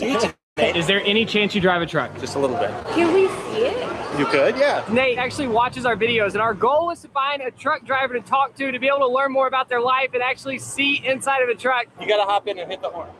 Okay. Showering? Okay, here we go. No complaints about that shower. The water pressure was great. It's hot. It's still clear. Never talked to anyone while Q-tips in my ear. I second those things. There's a Q-tip part.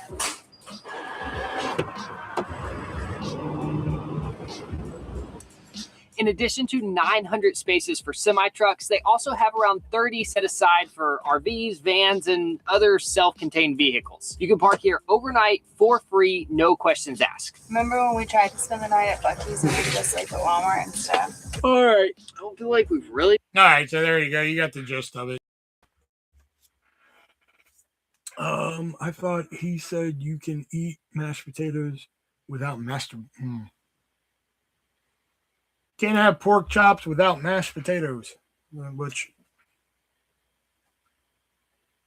yeah, it's like one of Iowa's like big things, you know, the fucking. So like my sister was asking me, she was like, "Can we stop there?" Because we pass it going to and from Virginia. It's like one of the first things we pass. It's like only an hour away. It's not that far from here. So we were there at like 2 a.m. this morning, fucking shopping around. And I mean, that video didn't even show you the gist of it. I mean, like, oh God, is there like a better one? Because like, I want to see them show the fucking like gas station part of it, you know, where like the snacks and shit are. But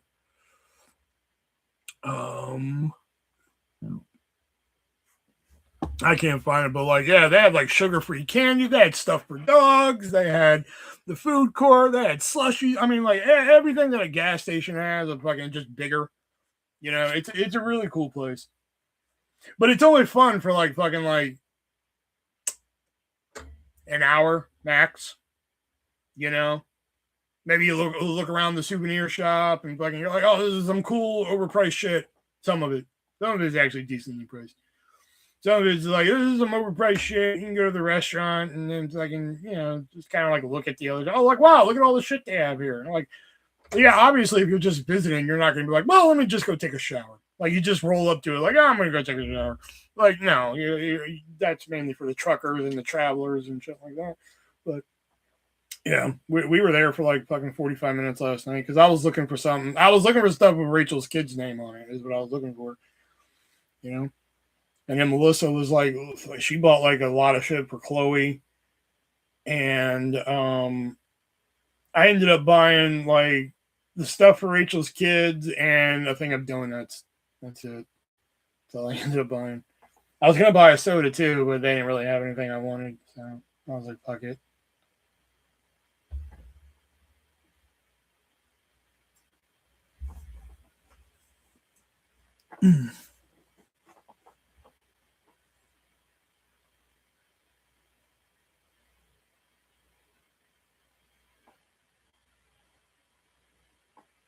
Oh, Jax, you missed it. We were playing. I wouldn't say we were playing. I was asking questions from Let's Get Deep, and one of the questions is, "What's your favorite thing about Jax?" And I was like, "Her ass."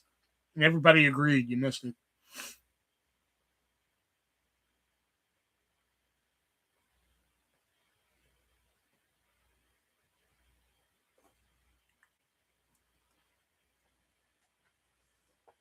Oh, thanks.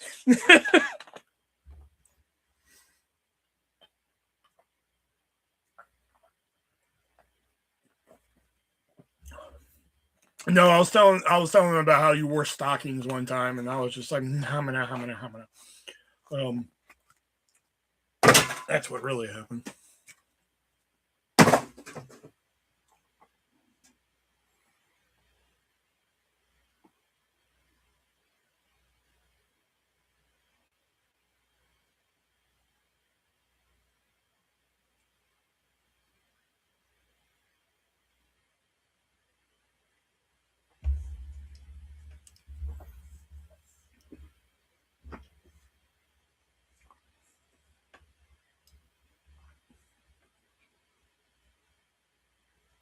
I think one time me and Jax went to Target.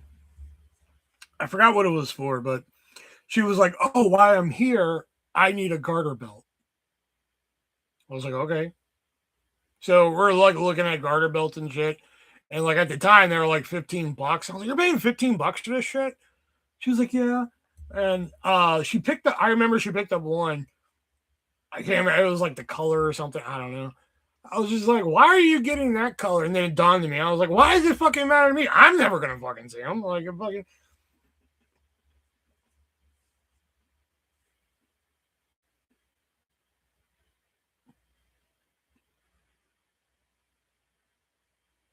It was something about the color. I know. I was like, "You're getting that color?" She was like, "Yeah." And I was just like, yeah. I was like, "Fuck, doesn't matter to me. I'll never see it. Doesn't matter to me."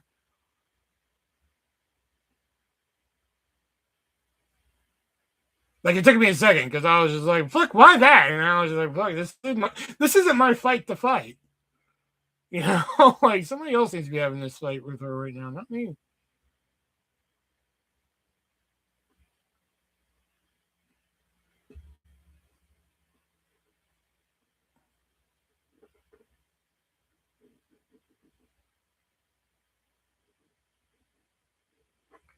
I never wear stockings like use anymore. Like I used to, I assume is what you mean to say. Yeah, because your legs always look like you're wearing them. You tell you how many times I looked at Jax's legs and I'm like, fucking, "Oh, you're not wearing pantyhose or stockings, whatever." She was like, "No." I was like, "Oh, fuck, your leg just looked like it was okay." All right.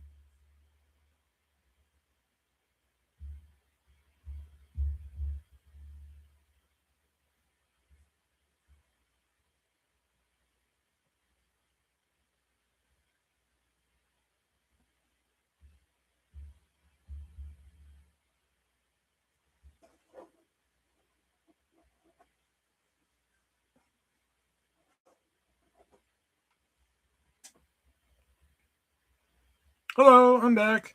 Erica. I know, yeah, Erica came in here. She's like, "Makeup's expensive. I'm leaving."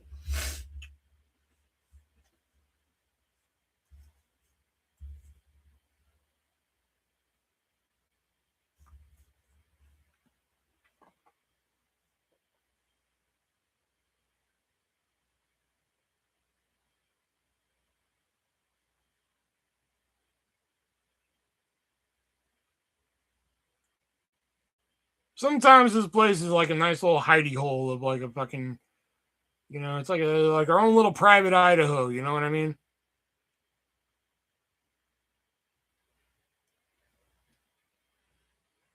Erica and Jax talk to each other all the time, but then when they come in here, hey, you know, it's a fucking nice little fucking party hall sometimes. Just to no party, it's just a hall. Or like a room in Clue. It's just a hall. I guess we could make it a ballroom. But whatever. My brother came to pick up Mom, and he took us to go eat, and I wasn't going to say no to Mexican food. I was just about that. Where'd you go eat? But Mexican food. Okay.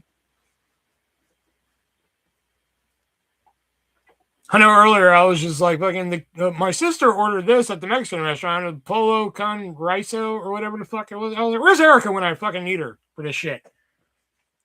Thankfully, our other resident Mexican was here. He took time to stop selling oranges by the highway to come answer my question. No, I'm kidding.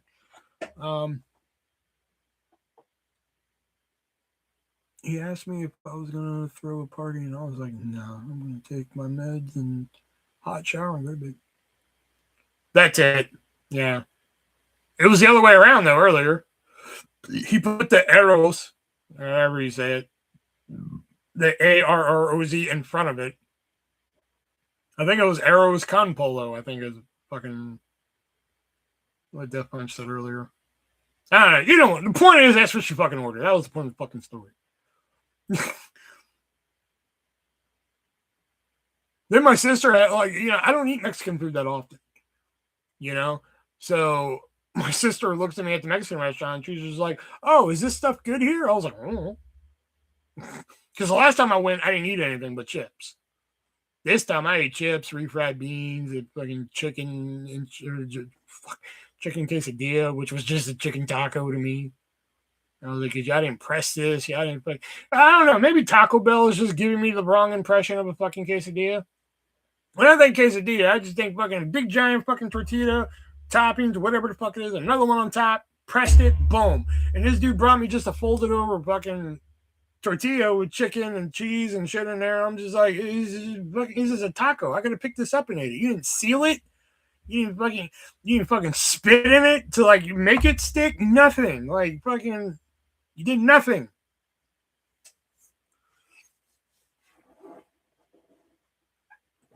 I'm back for a little too. Oh, fuck, it's 8:30. Fuck all you, man. We gotta start doing late night shows again, I guess.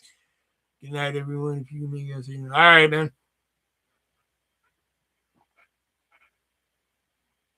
Elijah's like, fuck you guys. I'm going home.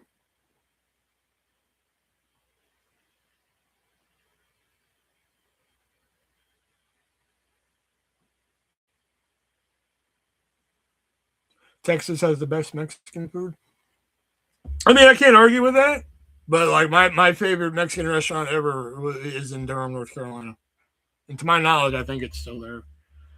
But like there's not a lot of Mexican restaurants that I'll go into and clean a plate.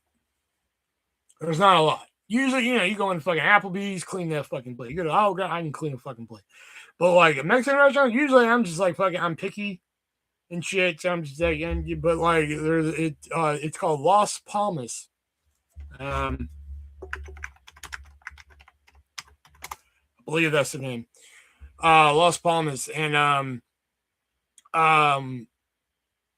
fucking Durham, North Carolina, and I think it's still there. But like that place right there, I don't know. Maybe because it's a part of my childhood. I don't know. But that's like the only place that I will fucking. Oh yeah, it's run by Mexicans. Oh yeah. You have the waiter come over who speaks broken English and shit. Can I get this, but with no lettuce? No lettuce. You know, if not, I wouldn't trust a Mexican restaurant. But don't you trust Taco Cabana? Oh, that's run by Hispanics too. I was like, don't you go to Taco Cabana? Not Taco Cabana. That's not the place I was thinking of. There's a place in fucking Texas that my mom, she used to, I fucking love this place. And like, I couldn't stand it. We went there twice and I just couldn't do it anymore. I don't even know if it's still open, but is Mambo's still around?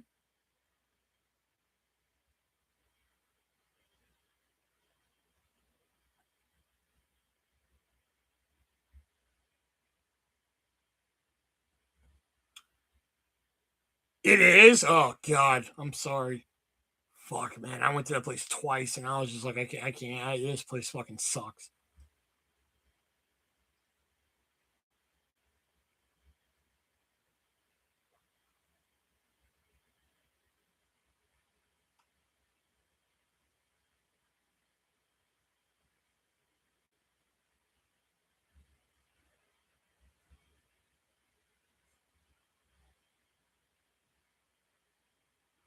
Mambo's is a weird thing, hard to explain to anyone. It's Tex-Meculin, but with Chinese fried rice.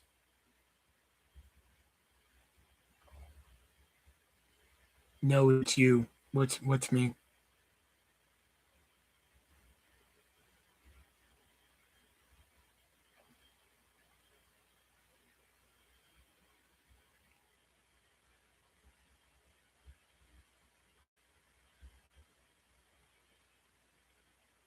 Tex-Mex.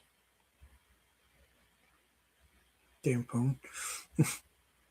But yeah, I can do that, please. And I know it's not real, authentic Mexican food, but Taco Cabana I could fucking like handle on occasion. That again, that was a place where like, oh fuck, let's go to Taco Cabana. I'm like, no thanks.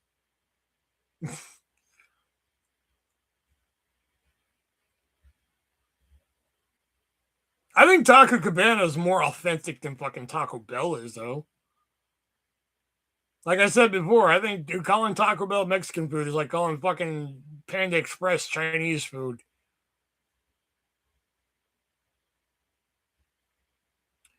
There's a place here called Connie Seep. It sounds familiar. It's the same thing, but to me, better than Mambo's. I don't know if they still do it, but at the time, like, here's my fucking like first like level of grading for a place. Okay, if I come in and they're like, "What are you guys having to drink?" You know, and then this is it. Yeah, if they bring me a bottle of whatever the fuck it is that I ordered, you've already lost the point with me. You know, because like now I gotta fucking conserve this fucking one bottle throughout my whole fucking visit. Because I'm not paying you another $3 for another bottle of Diet Coke. You know? So like if I go in like Mambo's at the time, I don't know if it's still like that, but Mambo's at the time, I remember asking for a Diet Coke with like a lime. And they were just like, oh yeah, sure, no problem. They bring me a bottle and a bowl of limes. I was just like, oh. If I go to a Mexican restaurant and it's only white people, it's no bueno. I need Mexicans to be there.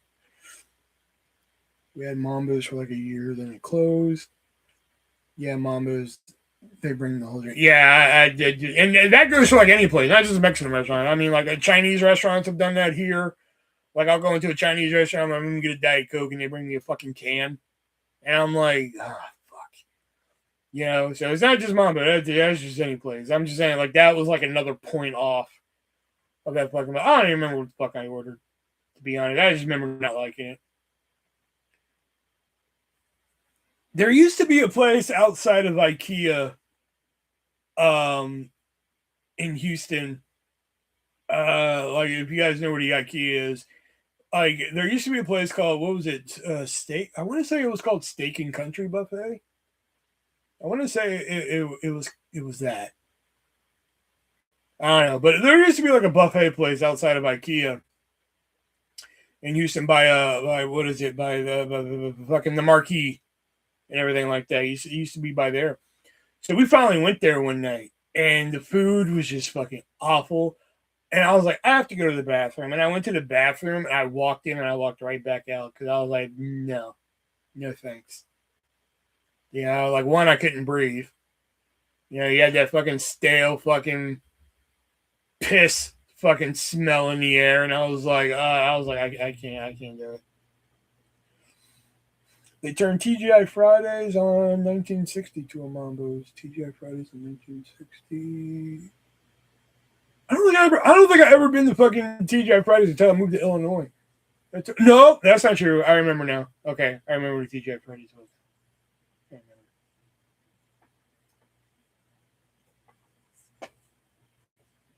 think I know what you're saying. Not sure the name. Yeah, it's like Steak Country Buffet or fucking Steak Home Buffet. I remember it being outside of the, like near the IKEA. You know, where like the Marquee Center and shit is, you know, like near that area. And like we went there one time and that was the last time too. TGI Fridays had memories. They updated their menu and it sucked. Then they closed down. Yeah, the last time I went to TGI Fridays, they had the fried macaroni and cheese balls. Oh, those are so good. Ruby Tequila had an awesome fajita burger. It was so good. That sounds pretty good, minus the bullshit.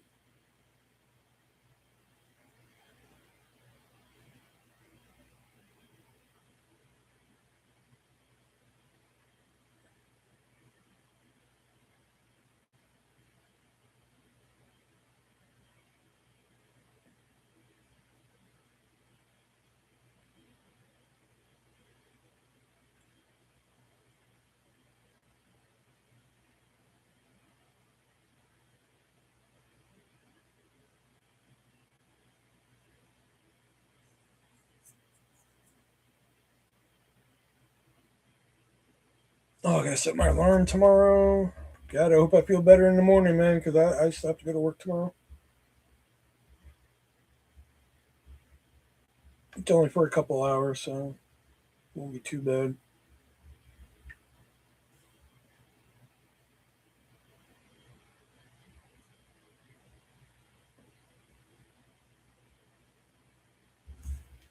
I like the Mexican place by me. They have been there for years, except the name changed like 4 times over the years, but they are yummy. Damn it, I just had the place. You know what place I really do kind of fucking miss in Texas? And like, I think I've seen it other places. Like, I just ran into one in Virginia, and I was like, fuck, I kind of want to go. But there used to be a place outside of my mom's Blockbuster that I would go to, and it was called Jason's Deli. I don't know what it was at that place, but I always kind of liked Jason's Deli. Get those big giant ass fucking potatoes and cover it with fucking cheese and broccoli. So, oh my god, my mouth is watering. Plus, they used to have this marinated chicken sandwich that I used to always get. Man, oh god, I miss Jason's Deli. They still have them? Nice. I know, I saw one in Virginia the other day. I was like, holy shit, I kind of wanted to go. I don't remember the last time I had Mexican. Now I think about it. Yeah, do they still do the fucking giant potatoes? They still do those? Because that used to be my favorite, fucking potato au brac. Oh, fuck, man. I get that giant fucking potato and they just cover it in fucking cheddar and broccoli soup. Oh, God, it's so good. Not sure I only get the soup. That's fair. My mom used to get the fucking, what is it, the marinara meatball pasta, whatever the fuck it was called. And like the meatballs in there were really good. I remember the meatballs being really good.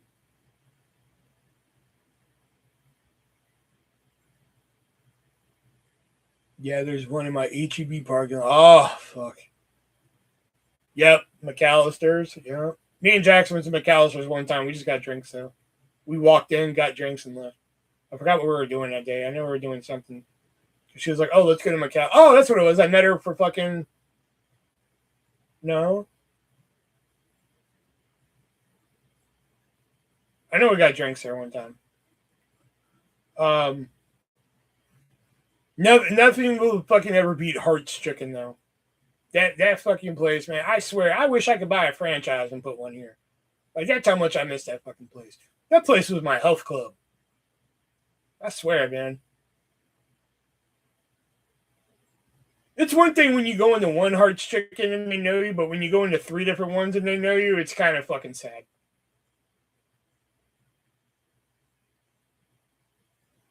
But it was just so good. It was just so fucking... It was all you can eat fucking chicken for fucking $8.95 plus a drink. Fuck! Sign me up! I want to take there twice in a day before, man. Like, fuck, it was ridiculous. Every time somebody was like, Will, where do you want to go eat? I'm like, well, you like Hart's Chicken? I took Jeff there one time, and Jeff was like, this is in for me, bro.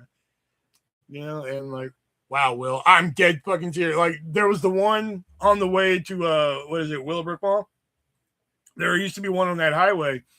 And when I worked at the bookstore and everything, I would stop there fucking just about every day to hit the buffet. Like, if I got off at work at like 3 or some shit, that's probably where I was heading next. I'm like, I got $8 in my pocket. Let's go fucking get. So first time I went, no problem, you know. And they're just like, do you want any chicken for the buffet? I was like, some tenders would be great. And they're like, awesome. They fucking fry up some tenders. Second time I go, same situation. You know, fucking, oh, you want any chicken for the buffet? Yeah, fucking tenders and shit. Cool. Third time I go, and I pull into the fucking parking lot. I walk in, there was this tall black guy. I walk in, and I'm paying, and he's just like, I saw you, I got some tenders in the fryer for you right now. I saw you coming around the corner, and I was like, oh, here comes Tender Man. You know, he was just like, yeah, Tender Man's coming. I got to get some, like, fucking, they knew, man. Like, when me and Jeff went 249 by a gas station? Possibly, yeah. Yeah, I think it was by a gas station. There used to be a psychic there, too, before it closed down. Like, behind the Heart's Chicken, not, you know, obviously attached. And shit. Tender Man. I'm dead serious. I'm not making any of this up. To the point where, like, one day, by the time it got to, like, Jeff, when me and Jeff came in, I was like, Jeff, I'm going to be warning you. I come here a lot. And he was just like, okay. I was like, I'm telling you, once I walk in, they're going to be like, hey, boss, how's it going? And here's your barbecue sauce. And Jeff just looked at me. He was like, okay, well, whatever. Fucking, we walk, pull the door, bing, bing. And the guy sees me. He was like, oh, hey, boss, how's it going, man? Here's some barbecue sauce right here. We're going to get some tenders in the fryer right now, okay? Jeff just fucking looked at me. I was like, what? He was like, you come here that much? I was like, oh, yeah. Oh, yeah, sometimes twice a day. You know? There was no psychic there. I could have sworn there was like a fucking building for a psychic there at one point. Maybe it's long gone now, obviously. But I know at one point there was a building for a psychic there. And then there was one by my house that I lived in. Like, if you like went out of my neighborhood and just went like fucking a mile and a half fucking up the road, there was like one right there. And one day my mom was going to something and she was like, oh, we need to stop at Hart's and get some rolls. Because if you've ever been to Hart's Chicken, the rolls is fucking what it's all about and shit. You know? Oh, there you are. You gorgeous bastard. My mouth watering just looking at it.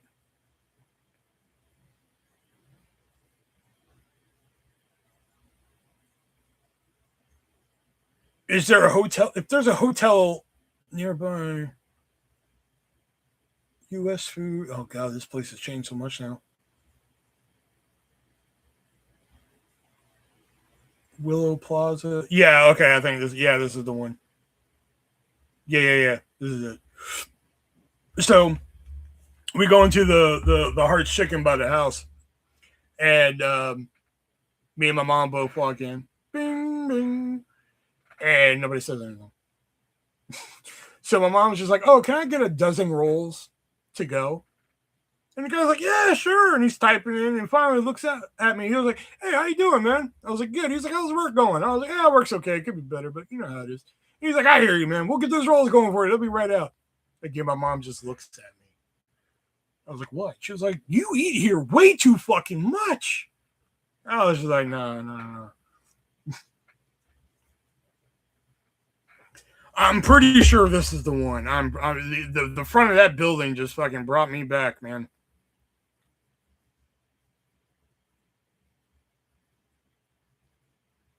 See all 59 photos. Oh, God, I don't want to download Google Maps to look at the photos. I'll just look. No. Okay, I'm pretty sure this is it, too.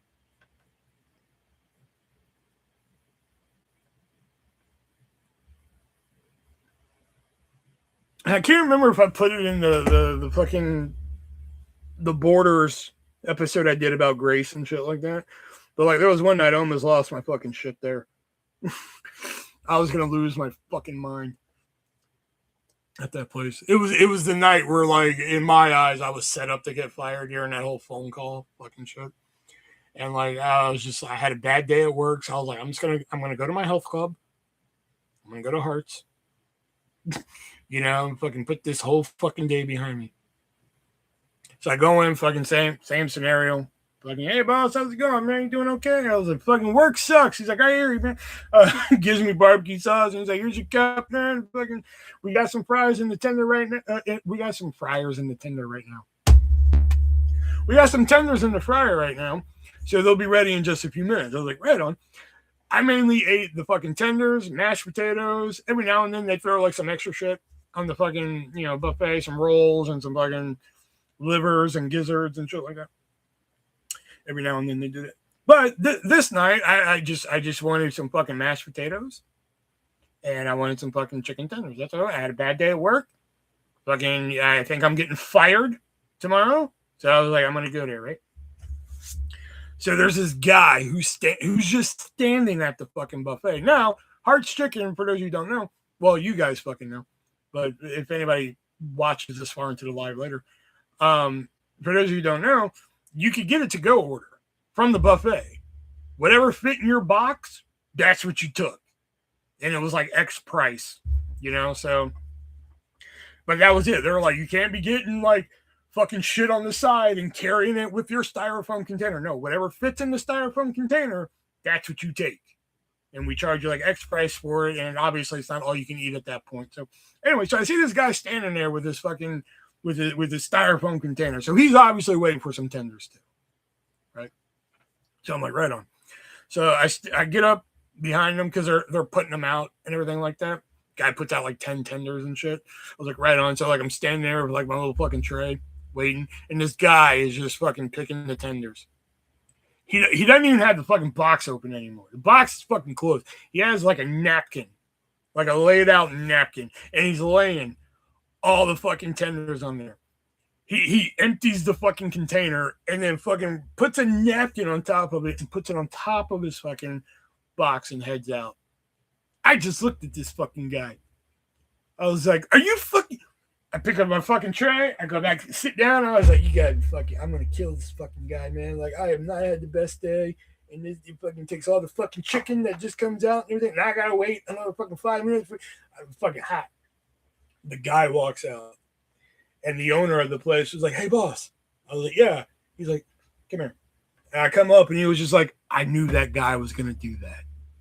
I knew he was. So here. And he pulls out the little fucking silver container and he's like, throws the rest of them in the fucking thing. I was like, fucking, you rock, man. Fucking, so it made my night a little bit better, but I was going to kill that fucking guy. Like, I was so fucking mad because I had a bad day at work that day.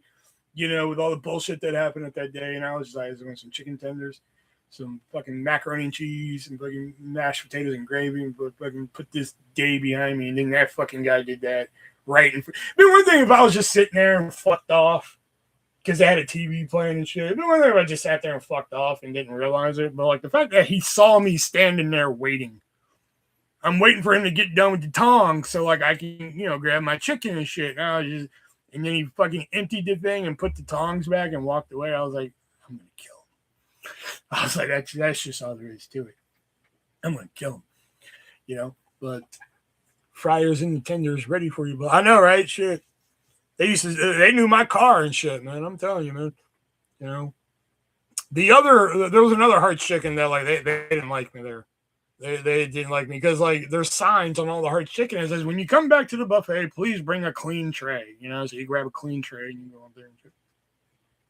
I went to one and I get the tray, make my food, everything like that. I eat and they say get a clean tray. So I fucking go up to the counter and some fucking tween girl is there. And she was like, can I help you? I was like, yes, I need another tray. And she was like, oh, okay. So she hands me another tray and I make another plate of food. This is when I could really pack it away. So I make another plate of food. I eat that, get done, push it to the side. And I go back to the counter. And she was like, yes. And I was like, could I get another tray? And she was like, that's when she fucking rolled her eyes at me. She rolled her fucking eyes at me. And I was like, I'm going to let that one go. So again, get done with my fucking plate. I'm about to get dessert and shit because I had like a couple little desserts and shit. And I go for a tray again, and then she was like, "Why don't you just use the same one?" You know, I was just like, in my brain, I was just like, did I get a discount? Because like I would like a discount. I'd like 25% off this fucking attitude, is what I would like right now. But like, there's a fucking sign right here that says, "Please use clean tray when you come to fucking like." The red car, yep, my station wagon, yep, my shaggin' wagon. That's a villain origin story there. Just me petting a cat. Fucking that guy. Chicken. Fucking, here you go, eat some chicken. There you go.